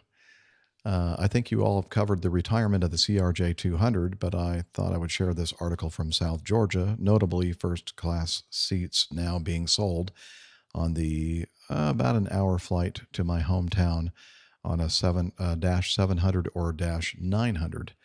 Yeah, I would imagine it's a shorter flight than that. Maybe a block from block to block. It might be around an hour. If I'm not mistaken, this hasn't happened in decades since turboprops took over these short routes, likely around the time of deregulation. That would have been in the late 70s, I think. Now, with the pilot shortage, there's yet another push to get rid of the small planes. My first flight ever was back in the 80s on a 30-seat ASA Embraer 120. So he sent us a link to this article from WALB, which is, of course, the local affiliate in Albany, Georgia, or Albany, a lot of people pronounce it. And I believe at one time, Albany, Georgia was actually the state capital of Georgia. I think it started in gosh darn it, now like Savannah. There we go. Savannah was one of the colonies, and I think that was the first state capital when it became a state. And then at some point, it was in Albany, Georgia, and then maybe a couple of other places, but now it has been in Atlanta for quite some time. Anyway, that was just me. A little aside there, a little history. Starting Monday, May 1st, Delta, which has already occurred, will start using larger aircraft to fly people in and out of Albany. Currently, passengers fly on a CRJ 200. Albany officials said that the model has less space, fewer seats, and does not have a first-class option, and you have to crick your head down a little bit to see anything out the window. That's not in the article. I just added that. The new planes will take off out of the Albany airport will be the CRJ -700 and -900 aircraft. That has a little chart comparing. We all know the differences on this show, but this was written for the public at large, I guess. Anyway, well, that's good news, Robert. Well, it is in one respect, but are they really putting bigger aircraft on because they're sure that the pilots needed to fly more smaller aircraft? Is that what I'm getting from the story? I don't think so. I think they're just trying to get rid of the CRJ 200s because they're old and people complain about them. And yeah. All right. So, yeah. All right. Continuing on, this is from AJ. Hi there, Captain Jeff and crew. With the frequent news of pilot shortages in the U.S. and around the world, I found myself wondering if Acme Airlines was hiring. Turns out they are. I'm more than proud to say I'll be at Acme's headquarters from June 5 through the 14th for indoctrination, or INDOC, as the cool kids like to say. I know the 50% correctness of the FOM, the Flight Operations Manual, and Systems classes will set me up for great success in my new career. It certainly will. Yes, you can count on it. Hopefully you're in the area for a meetup whilst I'm around. But if not, cheers, happy flying, and thank you all for the APG show and community. And we're showing the picture here. And apparently AJ is an American cowboy. Soon to be first officer, AJ, and American cowboy. Awesome. Absolutely. He looks a very happy chap, doesn't he? Yeah, very happy. If he's an American cowboy, why did he use the word whilst? That is a clear. You see, my language use is starting to get around. That's what I like. Do you think so? Is that why he used that word? Yeah, I think it might be. Okay. Yeah, I like it, by the way, AJ. That's very good. Yep, I did, respond right away when we received this email from him, and I congratulated him, and I told him that if I happen to be around during the 5th through the 14th, that we should certainly get together and share a beer or two. Well, not share. I'm going to have my own, and he can have his own. And, one beer, 2 straws, please. And perhaps maybe even an impromptu, little meetup somewhere, maybe down near the airport or whatever. So, I noticed his paperwork also has a fine logo on it.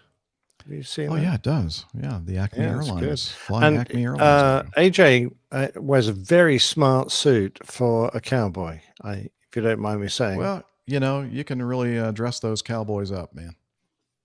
Yeah. Well, we need to see his boots, though, to see if he's a real cowboy then. Okay, well, yeah, AJ, please send some pictures of your boots.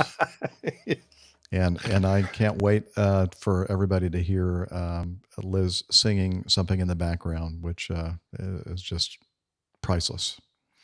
A rhinestone cowboy. All right. Okay. Was that one from AJ Schramm? No, that's same AJ? Okay. She's going to look up that. But anyway, this is from AJ Schramm. We're assuming it's the same AJ. He says, I thought y'all might get a chuckle out of this. It's a weather app that provides snarky commentary as you get live METAR data from any ICAO airport. Links for, yes, Liz? No? Yeah. Okay, so they're not the same AJ. I met an AJ in Tulsa. I wonder if that's the same. Is that the same AJ? I'm getting so confused now. And then, of course, there's JJ. It just gets really confusing, especially for old people like me who can hardly, remember my own name. Anyway, so I thought that he was referring to, what's that funny app that we always talk about? Carrot or something like that? That kind of the weather app that Steph introduced us all to, right, that swears a lot. Mm-hmm. Oh, it's called WTF? Okay. Oh, yeah. WT forecast. Oh, what the forecast? Yeah. Gotcha. Okay. But this is different. And so let me share my screen. Hopefully this will work. And it's actually It's actually an iPad and an iOS app, but I think that I can get it to show up here on my Mac. Oh, I know. Well, just hang in there, Liz. It's going to be okay. We'll get it. All right, here we go. And let's see. It should be available for me to share right now. Add to stream. There you go. So I put in the ICAO identifier KATL, or I like to refer to it as cattle. And this says marginal VFR. You're sweaty or sweating because it's 22 degrees. Your packs will be sweating due to your flying skills. So it does have a little snarky commentary. Oh, that's a bit rude. It is very. So let me see. I'm going to put in, let me find it. Let me put in something like CYYZ. Okay, CYYZ, which is Toronto. And it says, I can't say everything on this. Great, 13 centigrade. Now you have something to blame your crappy landing on. Oh, I've got to see what Heathrow is. As EGGL. Okay, let's see. Dew point 8. Your CFI does not want to fly with you today. It has nothing to do with the weather, though. Showing clear skies, 6.21 miles visibility, and winds are 110 degrees at 8 knots, 16 degrees, which is 61 degrees in freedom units. The squeezing force is 3032 inches of mercury. Squeezing force. Very good. I thought that was interesting. And the dew point, or the wet point, is 8 degrees. So looks like a pretty nice, dry, beautiful day you have there in Yeah, London. we have had a very pleasant day, that's for sure. What's another one? Let's see. What Charlotte? Let's see what Steph is experiencing. Yep, CLT. All right, let's see. Dew point 12. It's way too cold. Let me give you your flying agenda today. Prime, backfire, cracked exhaust, dead battery. Wow. Yeah, that's no good. That poor old caravan's had it then. Yeah, apparently. JFK. Oh, okay. Let's see what that will give us. KJFK. Visibility 10 miles. If you push the stick forward, houses get bigger unless you're upside down. Go for it. So you actually get some good flying lessons. On this. Yeah, very good. All right. So thank you, AJ Schramm, for letting us know about that. The link to the both in the Google Play Store and the Apple App Store will be in our show notes. Okay, moving on. We're just clipping right through these things, aren't we? You bet. Oh, we got some video? Okay. Oh, we get to take a little break here because we have a nice long video feedback from, he's going to introduce himself in the video. So let me load this sucker up. And let me see. I need to remove that. And I need to load up that video. And, okay. Thank you, Liz. And open. And take it away, you video feedback person, you. Captain Jeff, Captain Nick, Dr. Steph, Liz, Miami Rick, other Nick, and anybody else who may be co-hosting or is not there but has been a co-host. Hi guys. And hello to the APG community. This is James Graves Brown, aka Captain Ridiculous Wits, aka the James of all trades, aka the Master of None. I just wanted to come and bring you guys a feedback today. Okay. I did not do that. Okay. Well, that's weird. Okay, let's start over, shall we?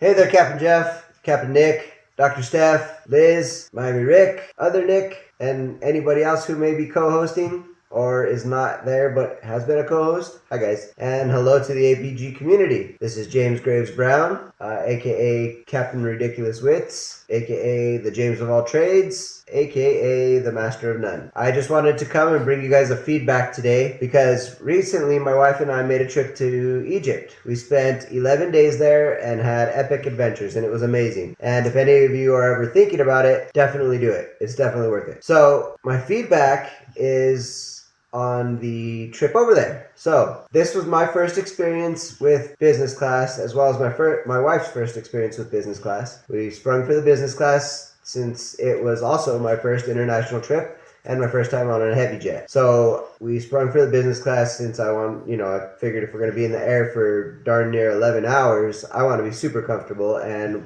we were. So we flew Albuquerque to Phoenix on American Airlines through a mix-up with the travel planner who, through her and my wife's communication, she thought we lived in Phoenix. So she started our trip from Phoenix on Delta, flying to LAX, and then LAX to Charles de Gaulle on Air France, Charles de Gaulle to Cairo, Air France. But then she found out we lived in Albuquerque and had to add an American Airlines flight, so that's why. Now, we get to LAX, we get to our gate, we're flying a 777-300 ER, beautiful jet, and we're standing in line, zone 1, to our right is zone 2, to our left is zone 3 and zone 4. And there's 2 lines on zone 2 and then 1 line for each 3 and 4. And then the line that we're in for zone 1. Now, I'm facing away from the boarding terminal and I see a golf cart pull up. An Air France flight attendant gets off of the golf cart and there's 5 other people who get off. The guy sitting next to the flight attendant, he's wearing a green jumpsuit. He's very flashy, bright yellow hair, tattoos. And I kind of glance over as he points towards a gift shop that he has tattoos all over his hands. He's got real long fingernails. They're colorful and blingy, if you will. And for context, this guy, my wife has been a fan of for years. He's a makeup conglomerate. He's a makeup guru who has a huge empire. He's also an influencer. He's also a YouTuber, and he's also a dog person, as you can see we are. Daisy just walked up and walked away. This is Duke over here. This is Honey.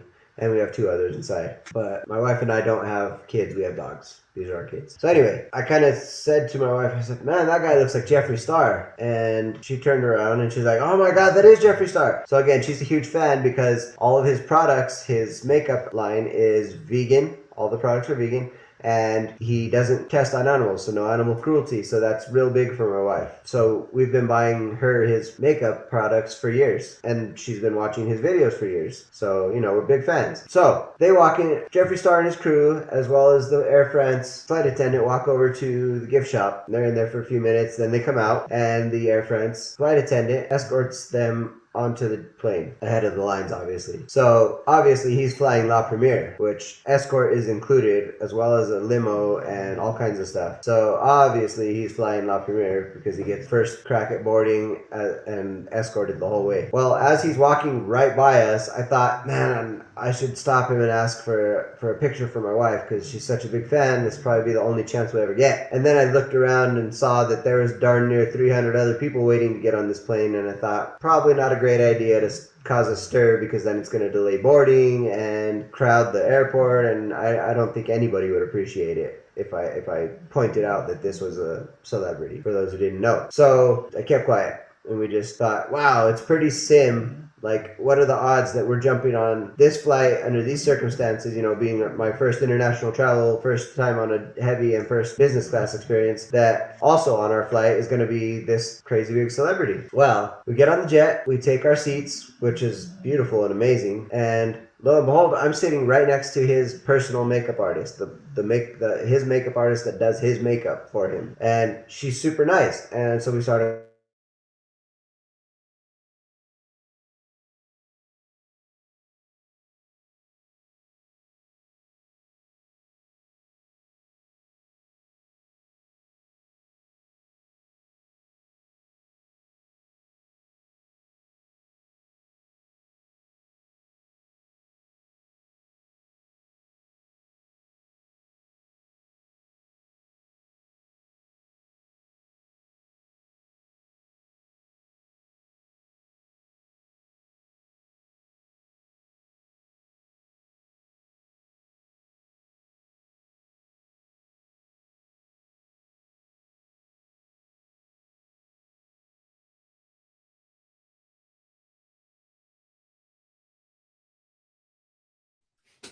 Hi, everybody. A small technical hitch, I think. I was just busy typing to Liz saying Jeff's feed has stopped. So we'll wait to see what's happening. I would put Liz on the screen so she can explain, but she's busy spooning, I think, soup, probably. Yes, There I'm she having is. some soup. I can't. He's not talking to me on Skype either, so I think his whole connection somehow has gone down. Might be. Let me try re-skyping him. Stand by. Okay.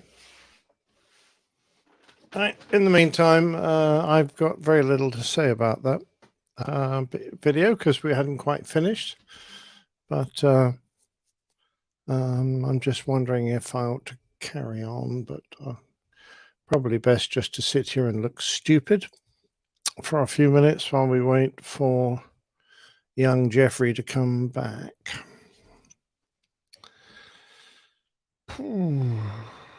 Jeff is working on it. Just Skyped with him. Okay. He's Good. working on the situation. Well, so he won't be too long, I suspect. hopefully not. Stand by. Oh. Well, thanks a lot, James. I really enjoyed that, especially that second half of the video. Yes. What happened there? Well, what I forgot to do, the internet here in the apartment complex that we lost for about 24 hours was the one that I was using, which I should have known better instead of my hotspot that I usually use.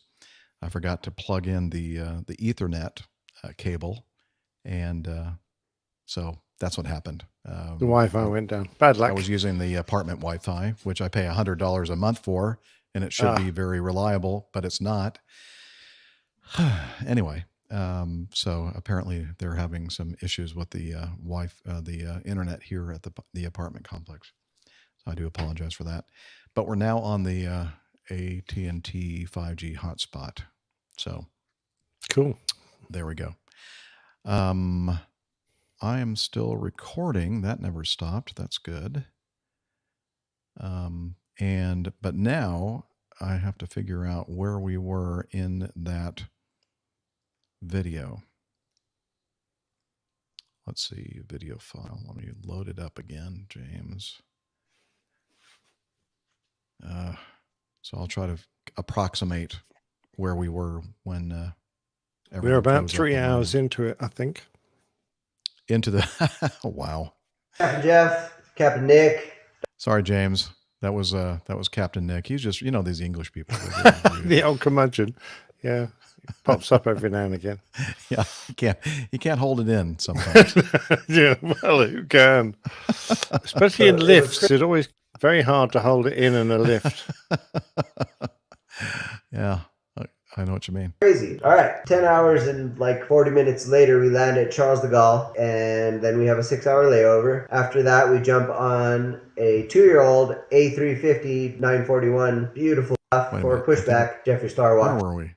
I know he's talking about that guy with the the makeup artist guy and okay, let's see. I'm going to back it up a little bit more. Heavy and first business class experience that also on our flight is going to be this crazy big celebrity. Well, we get on the jet, we take our seats, which is beautiful and amazing, and lo and behold, I'm sitting right next to his personal makeup artist, his makeup artist that does his makeup for him, and she's super nice. And so we start a conversation up, and that's what it is. She lets me know that the other 3 people they're traveling with are also on his team. They're also work for him, making the makeup that my wife uses. So it's really cool. Well, a few minutes before takeoff for pushback, Jeffrey Star walks from La Premiere back to the business class to come talk to his makeup artist. And he sits down, he looks over at me, and he says hi. And so I say hi. And one conversation leads to another. And long story short, I got my wife a picture, as well as I took a picture with him. He was a really nice guy. Had a really nice conversation, and it was really sim and really cool. So we're already having an adventure before we even leave the country. So it was crazy. All right, 10 hours and like 40 minutes later, we land at Charles de Gaulle, and then we have a 6-hour layover. After that, we jump on a 2-year-old A350 941, beautiful plane, brand new, like so nice. And I'm having a nice conversation with the flight manager of this flight, and I tell her that I'm an av geek. Oh, I tell her that I've only been an av geek for a few years, and that my geekdom is primarily for commercial jets. So this is really cool experience for me, and I'm super happy to be there. And then I thank her for what they do and thank her for their service and all that, and she's super nice. Okay, so we're enjoying our flight, and by the way, Air France stuffs you full of food. Oh my gosh, there's so much food. Oh, every meal is just course after course, and it's so much. So good. Anyway, it's about 10 o'clock at night, and I get up to use the restroom at the front of the plane. And I'm standing there waiting in line patiently, and the flight manager walks up to me, and she says, "The captain and I would like to invite you into the cockpit." And I about lost my mind and about peed my pants and freaked out and geeked out so hard, and I screamed like a girl and just...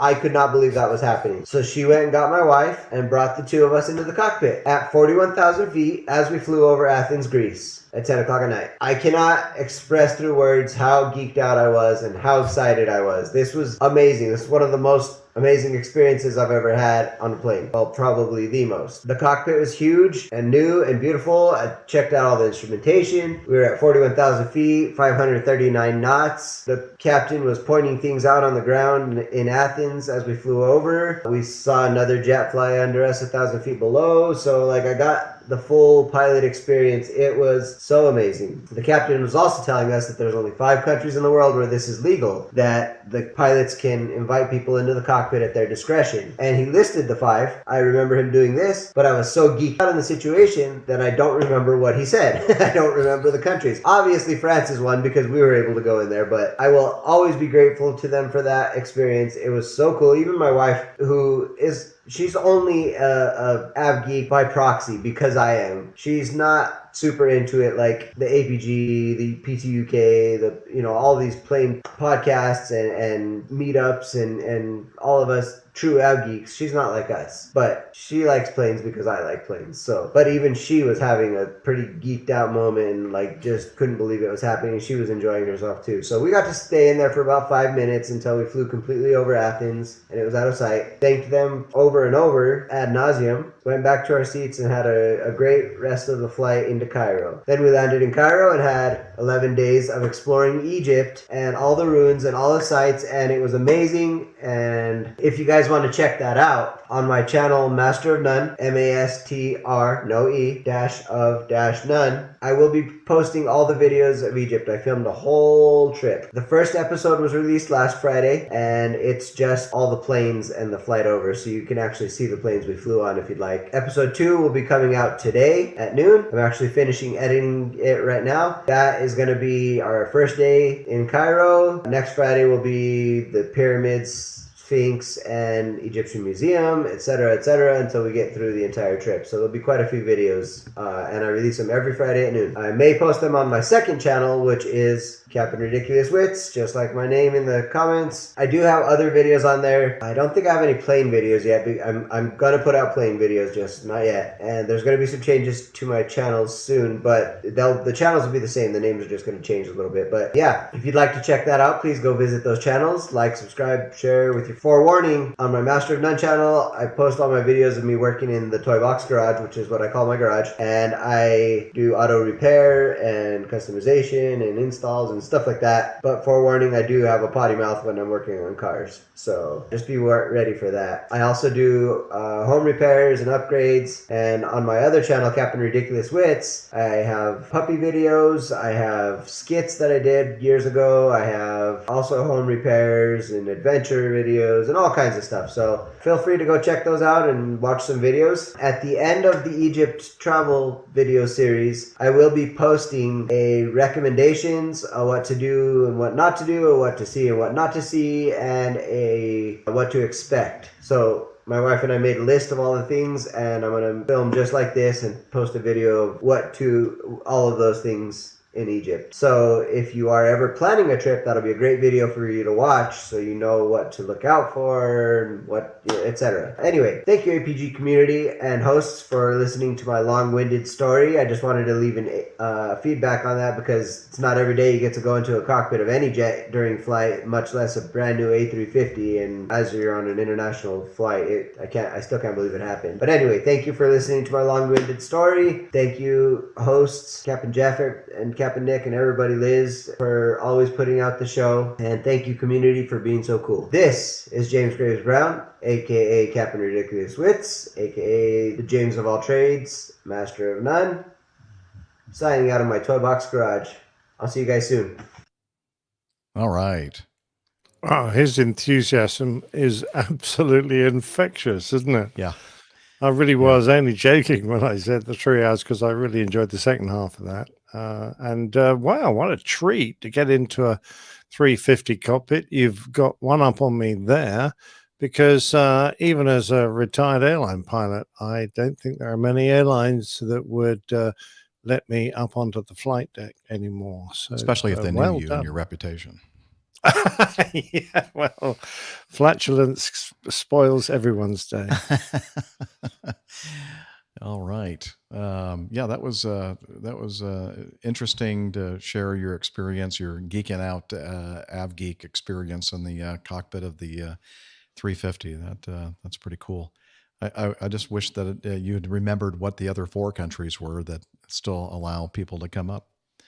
Yeah, the staff was Googling it, trying to figure it out while the video was playing. But maybe he can follow up and find out or inform us what those countries are. I know for sure it's not England and it's not the U.S.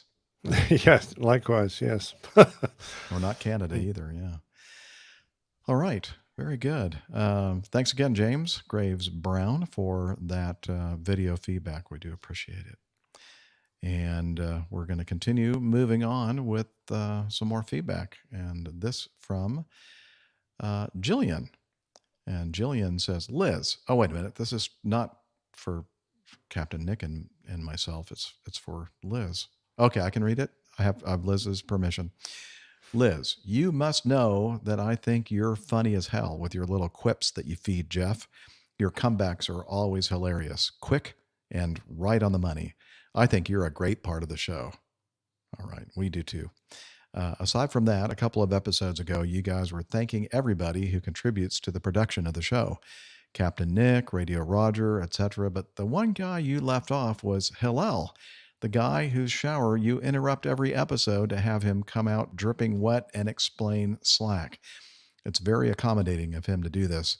And I think it's also an important task for the show, and he should be acknowledged for this if he hasn't been already. I might have missed it. I don't even know who she's talking about. Who's this Hillel person she's talking about? Yes, you're right. We don't give him enough credit for creating and managing the Slack community. But honestly, Jillian, I do get a little upset with him because every darn week that he's here, when he's doing his little Slack spot, he makes a huge mess in that bathroom, gets water all over the place, including my electronics equipment. The towels are just a mess. I don't know what he's doing in there. But he leaves his pubes all over the soap. Oh, well, yeah, thank you for that. Like my skin lotion and shampoo and soap, it's just all gone. But you know what? You're right. We do need to thank Hillel because we do love him, even with all of the problems that he has. Yep. Yeah. And the soggy carpet. And this, yeah. Luckily, I don't have too much carpet in here. Anyway, thank you, Jillian, for and also, as I mentioned earlier, I had that meeting with our brand ambassador, Jim Mercado. He's also part of our team as well. So a lot of things go into the production of this show. I know it doesn't look like it or sound like it, but it really does. Anyway. Gillian the Sicilian, that's an interesting name. I wonder if she's got any connections. Why, are you thinking about knocking somebody off or? Well, I don't know. You never know when you might need someone I just want to remind you, Kathy. Yeah. We're on To the offer someone something they can't refuse. Yeah. All right, let's continue with this from Les. And he said, I'm a truck driver, Les. So, truck driver Les. Oh, does that mean he is no longer driving a truck? Oh, wait, no, not LESS. It's LES. Okay, got it. Truck driver Les in Iowa. He is the father of a new Delta A330 first officer. Oh, that's awesome. Oh, well done. Okay, where I got to find the Proud applause. Here we go. Whew, very nice. Excellent. He says, good job. What a great airplane, too. I don't know about that. I live vicariously through my son. Oh, I think I already read that. It's big and beautiful. That's what she said. Okay, a story. An Airbus A380 is on its way across the Atlantic. It flies consistently at 800 kilometers per hour at 30,000 feet, when suddenly a Eurofighter with a Tempo Mach 2 appears. The pilot of the fighter jet slows down, flies alongside the Airbus, and greets the pilot of the passenger plane by radio. Airbus, boring flight, isn't it? Now have a look here. He rolls his jet on its back, accelerates, breaks the sound barrier, rises rapidly to a dizzying height, and then swoops down almost to sea level in a breathtaking dive. He loops back next to the Airbus and asks, "Well, how was that?" The Airbus pilot answers, go ahead, Nick. We got to do the APG players here. The Airbus pilot answers, very impressive, but watch this. The jet pilot watches the Airbus, but nothing happens. It continues to fly straight at the same speed. After 15 minutes, the Airbus pilot radios, "Well, how was that?" The confused jet pilot says, "What did you do?" "Ah, I got up, stretched my legs, walked to the back of the aircraft to use the washroom, then got a cup of coffee and a chocolate fudge pastry." The moral of the story, great acting, by the way. The moral of the story, when you're young, speed and adrenaline seems to be great. But as you get older and wiser, you learn that comfort and peace fatter. and are more important. That's all part of the comfort. This is called SOS, Slower, Older, and Smarter. Dedicated to all my friends. It's time to slow down and enjoy the rest of the trip. Very good. Thank you, truck driver. What is, please, a bit that confuses me, what's a chocolate fudge pastry?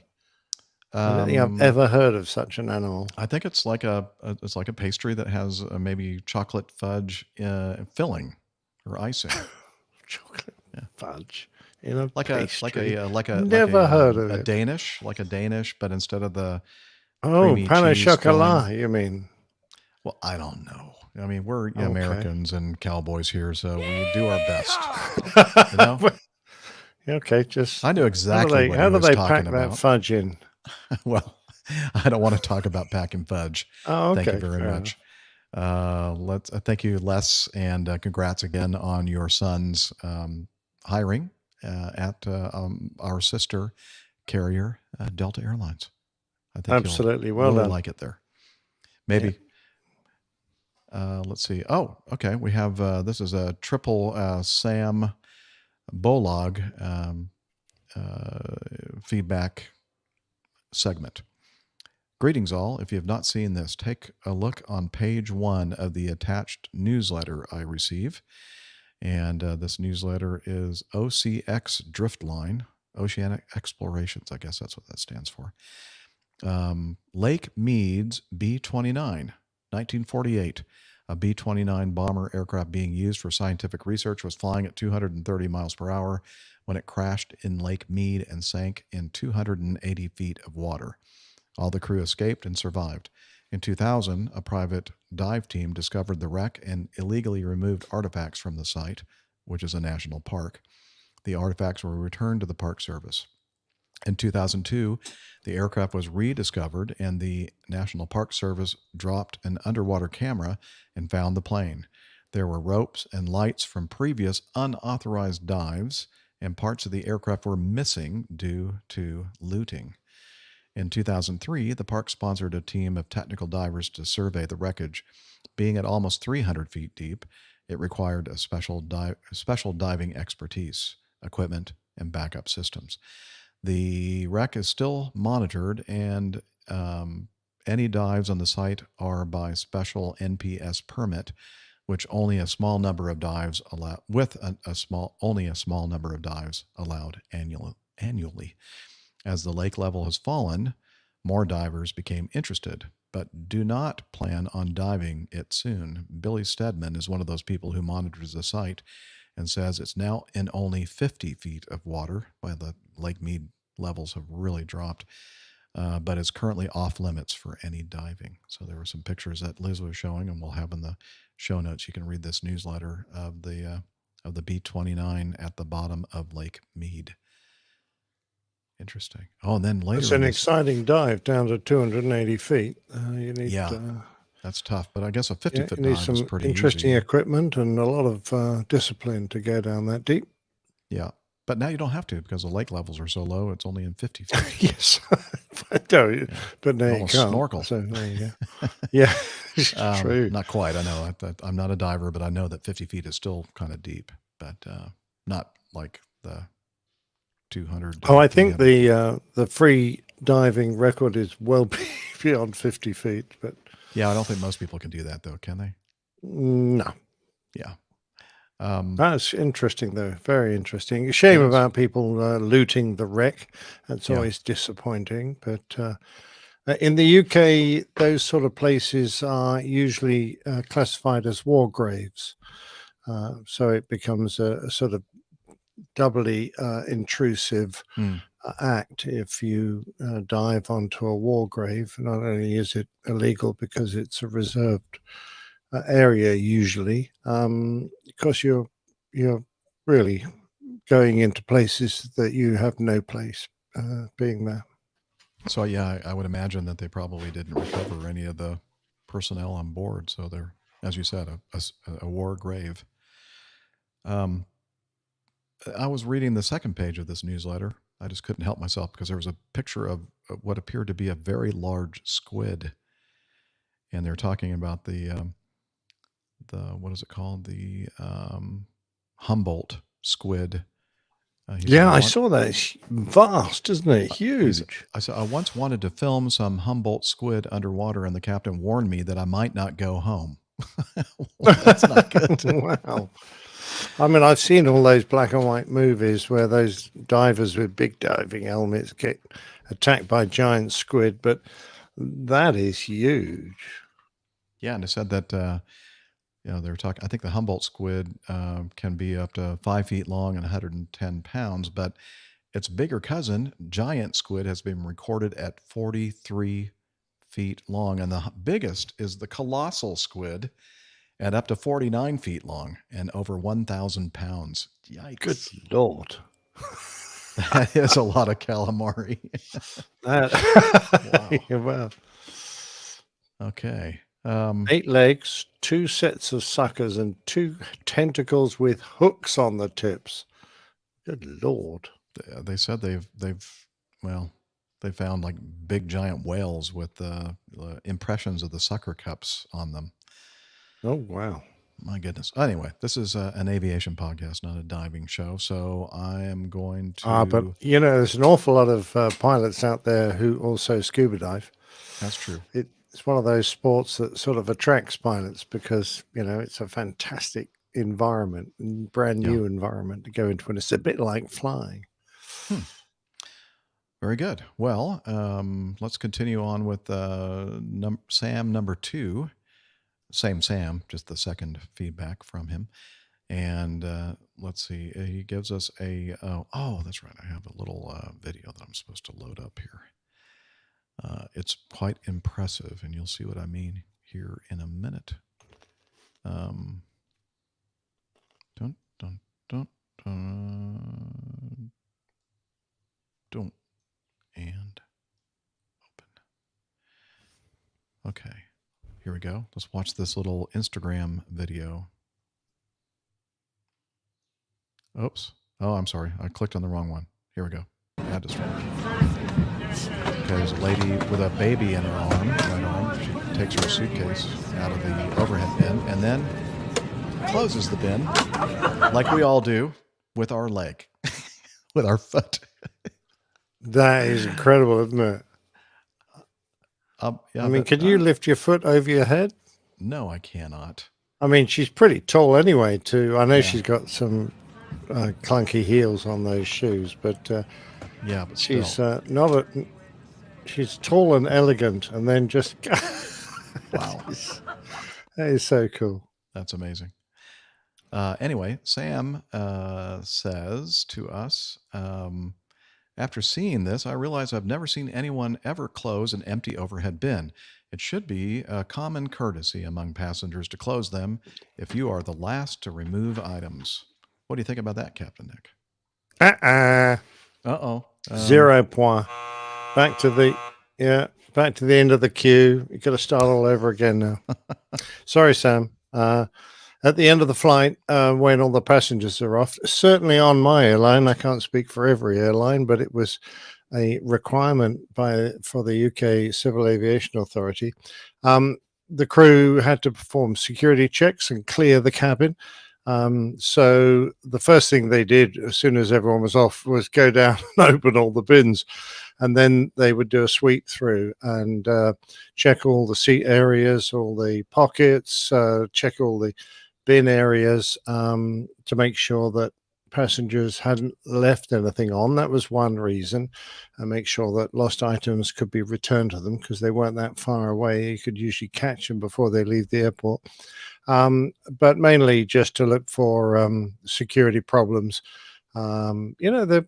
We've heard of people smuggling by leaving things on aircraft, and then a mechanic will sneak on afterwards and grab it. And people will possibly leave a device on board that could endanger the next flight. That might be something. Basically you're going to make sure there's nothing untoward or nothing valuable left on that people need returning. And to do that, you're going to have to open all the bins. Yep, that's what our cabin cleaners do for our domestic operation. So, you're just making extra work for them if you close the... Now, conversely, when you're boarding an airplane and you find an overhead bin with a space to put your suitcase in, and if you've basically taken up all of the space of that overhead bin, then we do request that you close the bin door, because that should be an indication, although people still open the darn things up, but it's supposed to be an indication that if the bin door is closed, that it's full. And so, move on and try to find another space for your bag. Yeah. One person's judgment of what's full may not be the same as someone else's. That's true. I think the most efficient operations are when the flight attendants kind of come behind and as you say, Nick, make sure that it really is full, and maybe do some rearranging. And some very effective and efficient flight attendants will say, okay, what's this jacket or coat doing up here? I mean, you can put that underneath the seat in front of you, can't you? You can really, if you really work at it, you can get almost everybody's carry-on stuff on board the airplane. Yep. Yeah. Yeah. All right. Sam, number 3. By the hello. way, nice feedback, Sam. Thanks for that. Yep. And we're not finished with Sam yet. No, really? There's more? Yes, we sir. have to. Yeah, and we're going to get your input on this one. Okay. Hello, I noticed the 2077 ETOPS number on the attached scale model, which I think we have there on our video. It's a United Airlines front end of a 777 there. Can you explain what 2077 means? I cannot find any information. Thank you, Sam Bolog. And he said, P.S. if it matters, it's a 777. So were you able to figure out anything about this, Nick? Well, I actually spent quite a bit of time on this one, just out of interest's sake, for myself as well as everything else. I discovered that United used the last 2 digits on the registration, last 2 numbers on the registration, as the last 2 numbers on their we would call them a door number, but obviously this number 2077 isn't on the door; it's on the fuselage. But people move their aircraft numbers around. So this isn't the registration number. This is the airline's number that identifies that aircraft. Now, it looks like, by looking through a lot of pictures, and I mean, I'm just being a little bit of a detective. It doesn't mean I'm right, but I'm pretty sure I am, that they use the last two numbers, 77 in this case. And the first two numbers, I couldn't quite work out what that code was because the 777 seem to have a series of different numbers that precede the two numbers that reflect the aircraft registration. So 77 was the registration, 20 means something else, but it is a number unique to that airframe that the company can use to identify it. So I thought for a while, because the number was 77, it was November 777 Uniform Alpha. That was the registration, which would have made it the very first prototype 777. That was used extensively by Boeing for testing and then was used by United. But actually, if you find that aircraft with that registration, you'll see that the door number, and in that aircraft, they've moved the door number down onto one of the doors of the nose wheel, so that when the nose wheel is down, you can see that number clearly from the side. To see it otherwise, you'd have to be looking directly underneath. But that number was 2477. So what your aircraft is, I haven't managed to work out what 2077, what that number refers to. I have a feeling that that aircraft no longer exists, which is why I can't find out much information about it. It says ETOPS because that aircraft is being cleared for extended twin operations. And that is printed on every aircraft that is being authorized to do it, because quite often it's a specific airframe that has had specific engineering tasks performed, and records are kept on that particular airframe that qualifies it for extended twin operations. Because it has more regular checks and that's expensive, not every airframe in an airline might be qualified for ETOPS, and those that are qualified usually have it written on the airframe somewhere. And the aircraft that aren't qualified would be used sort of around the mainland United States, for example, whereas those that are qualified can go over the oceans without too much concern.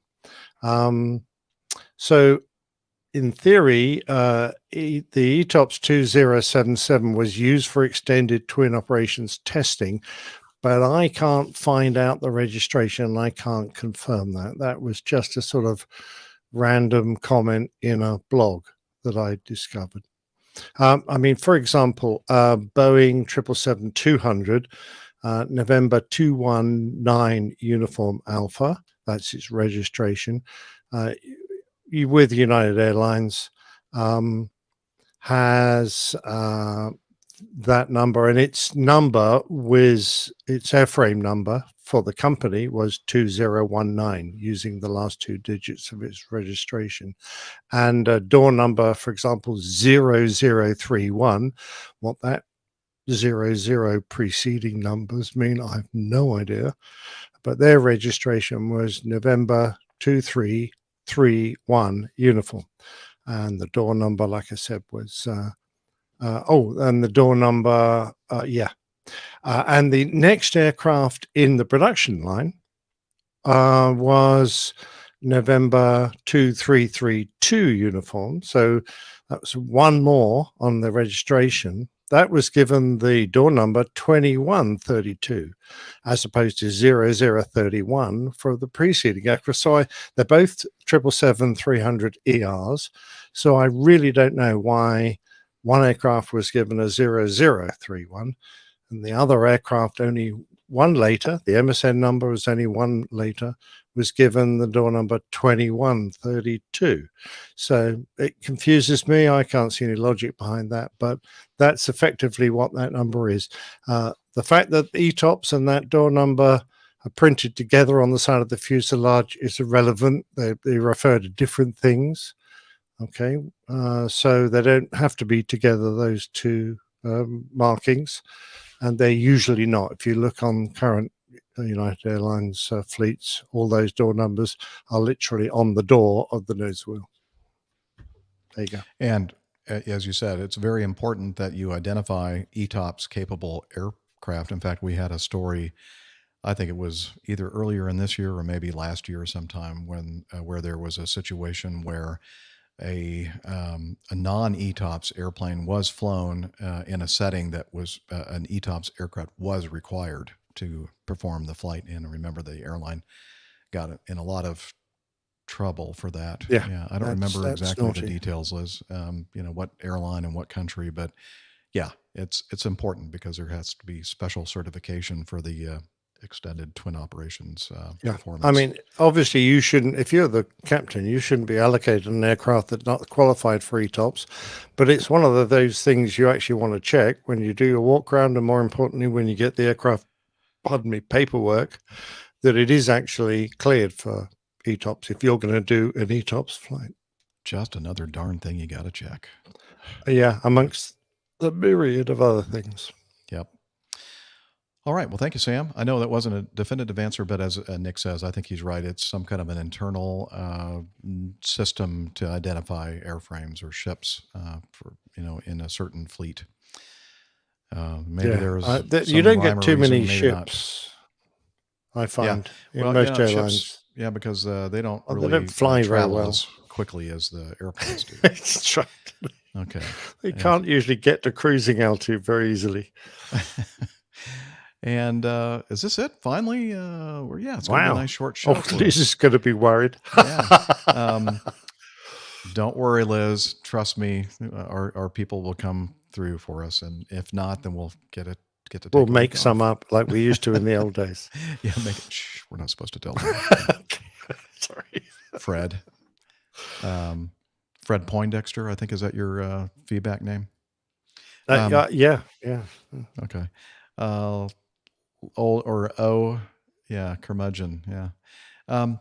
So this last piece of feedback was sent in to us from Tim Van Ram. You ever heard of that guy? I believe there's someone similar in the chat room. Oh, is there? Interesting. Anyway, He says, hello, APG. Does anyone else know Samantha Brown? Ms. Brown has a travel show and is a favorite of mine. I'm sharing a short video clip from Facebook where Samantha tells the story of pleading to board a flight after final boarding call so she can land her travel show dream job. Hope you like it and her. Cheerio, Tim Van Ram. And we have that video we're going to watch together here. This is entertaining.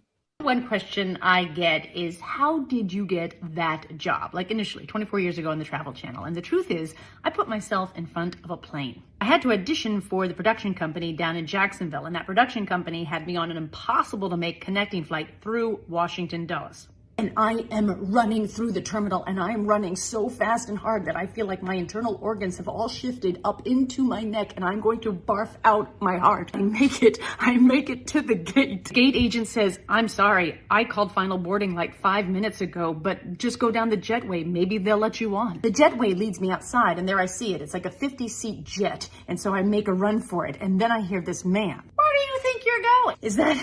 Is that the flight to Jacksonville? Once I've cleared it, no one gets on the plane. I've been waiting on tables for 8 years, and I really think I can get this job, but I need to be on that flight. I will ask the pilot, you wait right here. I stand there and watch as the man walks another 100 feet to the plane, walks up that staircase into the cockpit, and starts the conversation. And then I hear a voice inside my head, get on the plane, Sam. Get on the plane. And so I pick my bag up and I begin to run, and I put myself underneath the nose of the plane, and I put my arms out wide, and all I say is, police! Pilot looked down and gave me one of these, and that is Thumbs when up. I knew I got the job. Oh, she's very entertaining, isn't she? Oh yeah, absolutely. Yeah. Yes, Oh, what a character. absolutely. I And, wouldn't have let her on the plane, personally. I'd have gone, "No, sorry, too late." yeah, sorry, you should have planned better. Yeah, yeah. If you planned your life so tight that you needed to get this exact plane to get a job, I'm sorry, I don't want you working for me. Wow, the old curmudgeon. Well, right there it's the old military person. training, isn't it? You're 5 minutes early for everything. Yeah, so Liz is saying, hey, it wasn't her fault. It was the company that planned the tight connection or something. I don't know. But anyway, it worked out for her very well. And she was pretty cheeky move that she made. Yeah. paid Looking at off. her, she's the sort of pretty lady that would get away with something like that. Yeah. Okay. Well, guess what? Woohoo! It's the end of our show. We're going to wrap this up right now. And the first thing that we're going to say is we're going to tell you to go over to airlinepilotguy.com, our website that has all kinds of information about the crew and the community and a calendar for community gatherings and events. And yeah, I'm sure it will, Liz. And so much more. And we have a the old pilot Plain Tales separate page there where you can get more information about each of those Plain Tales. Nick put some supplementary information there for us. And we're also, our librarian Tiffany manages our APG library where you can, look up books about mostly aviation and so much more. Merchandise, how you can join the coffee fund, all that. So again, check it out, airlinepilotguy.com. And let's not forget about the social meds. Captain Nick, do you want to tell us about that? Oh, absolutely. Yeah. We have a page on Facebook, which is kind of cool. We get a lot of feed on that particular page. If you want to find it and see there or post, look for Airline Pilot Guy. That's all one word. Put that search in and you'll come across us. If you're a twatterer and you like putting twats out there, then twits out there. Tweets, that's the word I'm looking for. Something like that.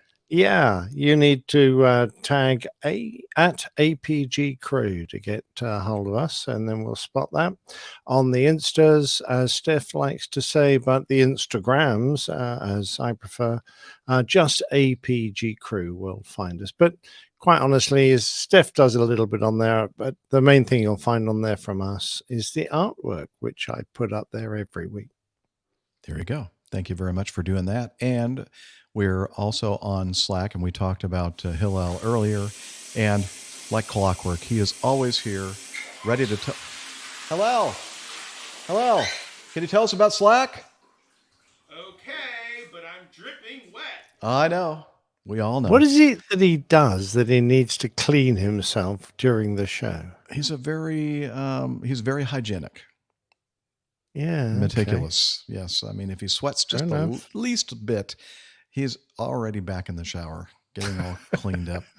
And let's see. But the best thing that he does for us is, other than the shower stuff, is that he manages our Slack team, and he's going to tell us how you can join it.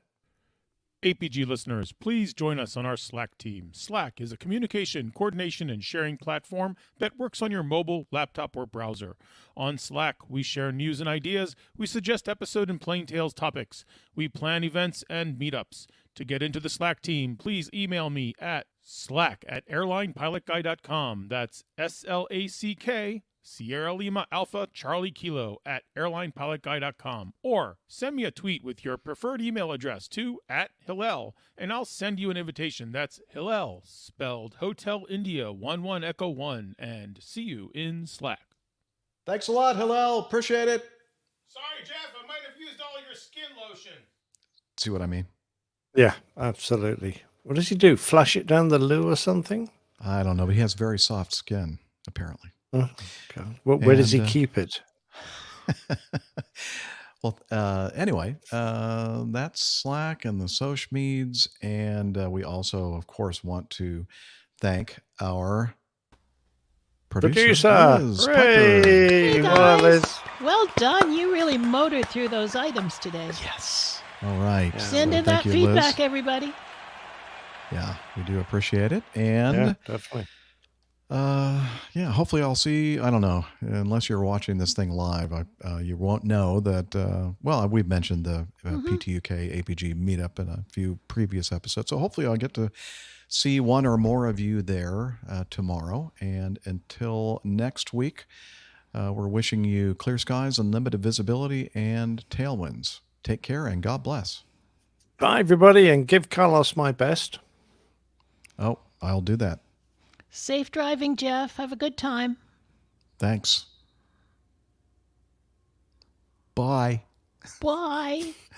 Bye. Turn off your recorders. Okay. Are you sure? Sure we're not going to need any more? Good for you. Fair enough. Recorder's off, ma'am. No, because I was trying to find this little sound effect, which I love. Oh, good for you. Oh, good for you. Good for you. Okay. Shingles doesn't care. Let's see. Shingles. Yeah. Right. Any other show titles? Come on, Anyone man. wants to... Well, I kind of stopped looking, but the only other one was we had Bouncing Bogey. Bouncing bogeys. Yeah. Bounce and Bogey Blues. I got the Bounce and Bogey Blues. All right. Looks like I have some Find recordings. time to leave me loose wheel. That's very good. You picked a Well fine done, time to Sultan. leave me loose wheel. The Insultan of Wings. Thanks, everybody, for joining us. Have a good weekend. Yeah, Salt No Wings. I don't know if you're going to be going to that meetup tomorrow night, but hopefully I'll see you there. Brad, yeah. I've got a message from Tim Van Ram. I don't know. Oh, he sent me a couple of links for the Loose Wheel song.